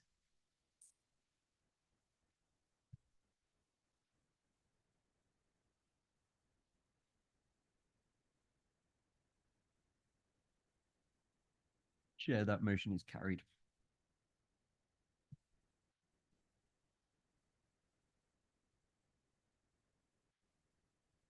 Okay, final item. Digital exclusion and fair representation for all in council consultations. Can I invite Councillor Paul Ward to move the motion? Thank you, Chair. Let's talk about our residents. A person is digitally excluded if they're unable to use information technology in the ways that are needed to participate fully in modern life. Across our district, we have a higher than average elderly population than across England, and it's been shown that older people are disproportionately affected by digital exclusion. But this is also an issue that can affect other groups too, such as low income groups or those with health conditions or disabilities. I won't read out all the text of the amended motion, but briefly explain the motivation and need for this. Please see the supplementary agenda item for the amended text. Since becoming a councillor last May, I've been surprised on the doorsteps at the number of times residents are either unaware of our consultations and surveys or do not know how to feedback their views. Often I've found that this is because we're shifting to digital first or digital only approaches, but not everyone can or wants to participate in a digital world. So it's sometimes very hard for all the people we're trying to reach to either know about or participate in consultations. But this is despite the best intentions and efforts across many parts of the council to address this already, as well as the hard work of our officers and councillors to engage with the public on these matters through various forums and channels. For example, we do already communicate to residents through the Outlook magazine, including news of surveys and consultations. But I believe that we can still do more to be consistent and clear on our expectations around non-digital channels for consultations and surveys. Plus, do more longer term to help our residents access education, to help improve their digital skills and access and respond to these surveys and consultations digitally. So this motion's about two things. Firstly, ensuring that we're clearer up front for councillors and for the directorates on how residents will have their fair say in consultations and surveys that the council runs on matters that impact them, irrespective of whether they're digitally active or not. Secondly, doing more on skills and literacy to help our community come with us on the journey to be digital first wherever possible, helping more people to respond to those consultations and surveys in a digital first manner in line with the council's strategy. Following the original motion publication, I've had feedback this week from the executive member for Community and Partnership and discussions with officers, notably the Policies and Communication Manager and the Policies and Communities Manager and the Communications Manager. And I thank them for their input. I've listened to this, taken it on board, eaten a bit of humble pie as well, to be honest, and proposed some amendments today to reflect the good work that the council is already doing on this topic and to make the actions more focused and fit with the existing plans. Thus, I've adjusted the proposed actions accordingly in order to improve it as follows. Ensuring that the existing processes and work of officers is recognised and leveraged, account for the diverse needs of the different types of consultations and surveys, focus changes on increased transparency that enables us as councillors to be aware upfront of the methods and channels that are used on the consultations and surveys. I'm not now proposing a potentially confusing new separate strategy for digital inclusion in isolation to the existing digital strategy, but instead enhancing the existing digital strategy as part of its planned midterm review to incorporate action on digital literacy and to help residents for consultations and surveys. I believe that the increase in transparency on our consultation approaches and action on digital inclusion should help support the golden thread recommendation as flagged up in the corporate peer challenge findings from last November. Therefore, the two proposed actions in the amended motion now read as follows. So firstly, reports brought to the council that propose public consultation must explicitly explain the appropriate mix of digital and non-digital access provision for both communicating the consultation and obtaining feedback based on the results of the equalities assessment and using the community consultation strategy. Secondly, the executive member for Community and Partnership is required to develop a digital skills and literacy plan to help residents participate in consultations and surveys as part of the mid-term review of the digital strategy 24 to 27 and report back to Cabinet an overview and scrutiny within a year with recommendation on the possibilities and further actions. I hope that the amended motion gains support across the councillors on an important topic to our residents and delivering the council's strategy. Therefore, I propose this motion. Thank you. Thank you. Do you have a seconder for your motion?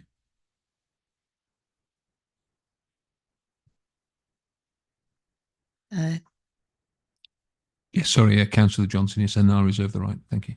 Okay, thanks.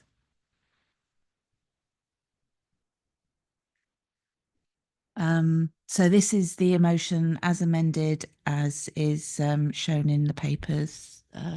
What's the supplementary? Yeah, the supplementary papers, as Paul, Councillor Ward explained. Councillor Val Bryant. Thank you. I'd just like to respond to what Paul has said. It's our aim for all residents to be able to take an active part in decision making, to be able to use the facilities that we provide efficiently. The council is being careful to avoid indirect age or other discrimination in our consultations. We are reflective and are continually aiming to identify groups who are excluded and negate the reasons for this. Recently, we've been focusing on youngsters because almost no youngsters actually fill in our surveys. And we've done good work with youngsters on Churchgate and the police priority settings, which now involve the police going to schools in Hitchin. There are 3 resident-facing documents that explain how we consult and the channels we use. Communications Consultation Strategy 2022-2027, Marketing and Communication Strategy 2024-28, and the Digital Strategy, which started in 2024.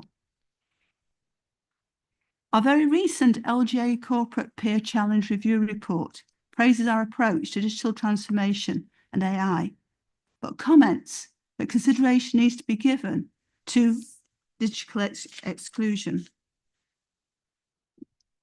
We aim to develop the golden thread recommended by the corporate pre-review that links through the council plan, priorities, and into the service plan in a clear and visible manner. I will emphasise that we are not complacent. I feel that this has already been a really good process. This week, Paul's motion has formed the basis of some very good officer and cross-party member collaboration. This is the way forward. I'd like to reiterate our aim is for all residents to be able to take an increasingly active part in sharing views and using the facilities we offer efficiently. This will be driven forward by our digital transformation work in an open and transparent way.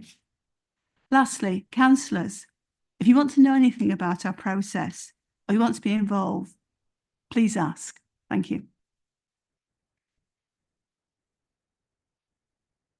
Councillor Ian Albert. Cheers, Chair. And certainly I like to say in supporting the amended motion, I certainly don't think Councillor Ward should be eating any humble pie. I think it's a really important motion, and I'm really grateful for him for bringing this to us. I think I think we can sort of almost trace back from the joint administration in 2019 and indeed now under the Labour administration in how we communicate, and the different communication channels as Val has set out have been really important to us, and making sure all of our residents can feel included and part of the work that we do. Very happy in actually commending and taking forward and helping to take forward, in my role as the portfolio holder, the review of the digital strategy. I think we already have one, but we can always do more, and I think it's important to be able to actually get that review that's suggested here. I'm obviously very happy to involve sort of Councillor Ward in that review. One of our other parts clearly is about signposting to others that are doing work in helping to upskill our residents.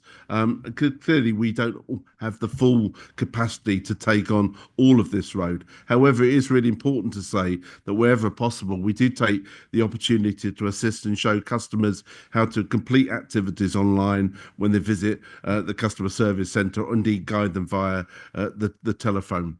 I think in looking at our communication channels, I'm sure we can always do better, but our comms team, I think, are really good in thinking through the different ways that we can communicate. And as Paul has said in his motion, I think the Churchgate consultation was a really great example of actually how we engage the whole of the community and look for all sorts of different ways, and right through to having in the hub in Hitchin, having actually paper copies of the survey that people could complete. So I think, yes, we're very happy to take this way. Happy to pick up the recommendations in Paul's amended motion, and I hope colleagues will support this unanimously tonight. Councillor Ralph Monsor.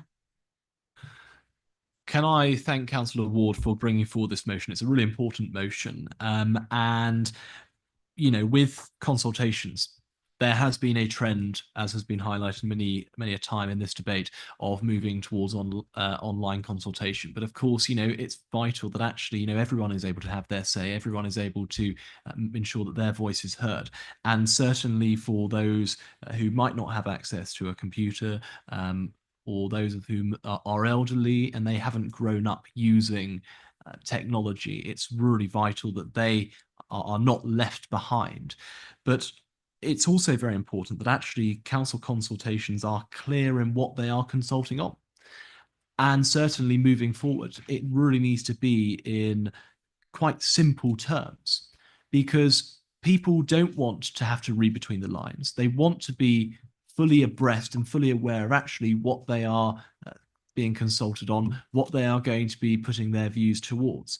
And I reference in particular the consultation that occurred with respect to the waste contract. It was not clear what this authority was asking people when that consultation was ongoing, and it wasn't particularly well publicised either. I mean, certainly as a councillor at this authority, I wasn't aware of that.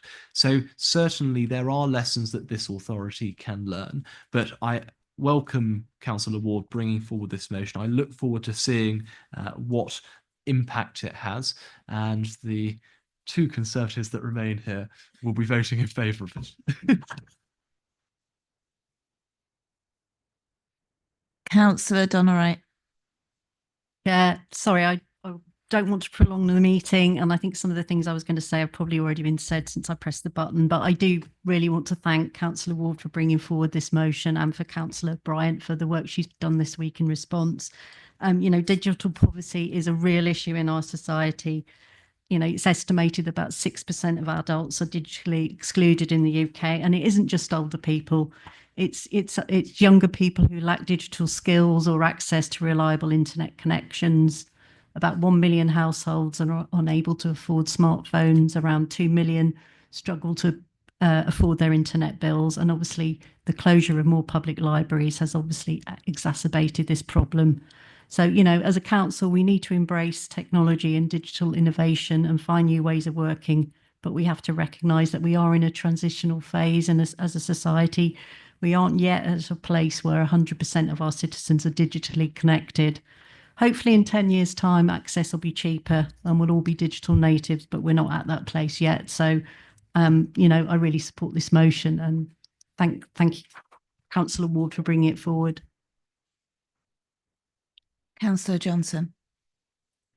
Just like to echo what Councillor Albert said, and to thank Councillor Bryant for the very proactive liaison with Paul, and to congratulate him on bringing this forward. I think it's vital that we support this motion. Thank you.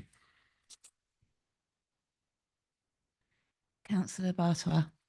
Thank you. I really just wanted to continue on Councillor Wright's point to speak about how many young people are excluded, and recent data shows that's 42% of 18 to 24-year-olds. So other people in my age bracket, but actually the main reason for digital exclusion is household income. So we're talking about 44% of adults with a household income of under 10%, which really isn't at all kind of livable. And I also just wanted to say that digital exclusion is highest ethnicity-wise amongst British Asians. So yeah, I think this is really important. There's stats here of British Asians being 36% and Black British being 31% excluded. So this is really important and relevant to our local communities. Thank you. Councillor Daniel Allen. I just wanted to thank Councillor Ward for bringing a good, relevant motion to Council. Thank you. I'd like to thank Councillor Johnson for seconding it. I'd like to thank all of the officers and Councillor Bryant for working together for this. It's a great motion. I'll definitely be voting in favour. Councillor Ward, do you want a right of reply? Okay, James, final time.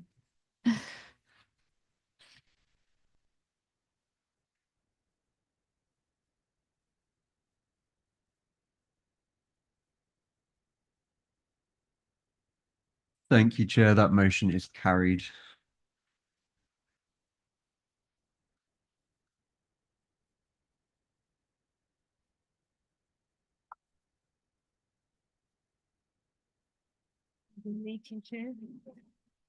Oh, apparently I have to close the meeting now.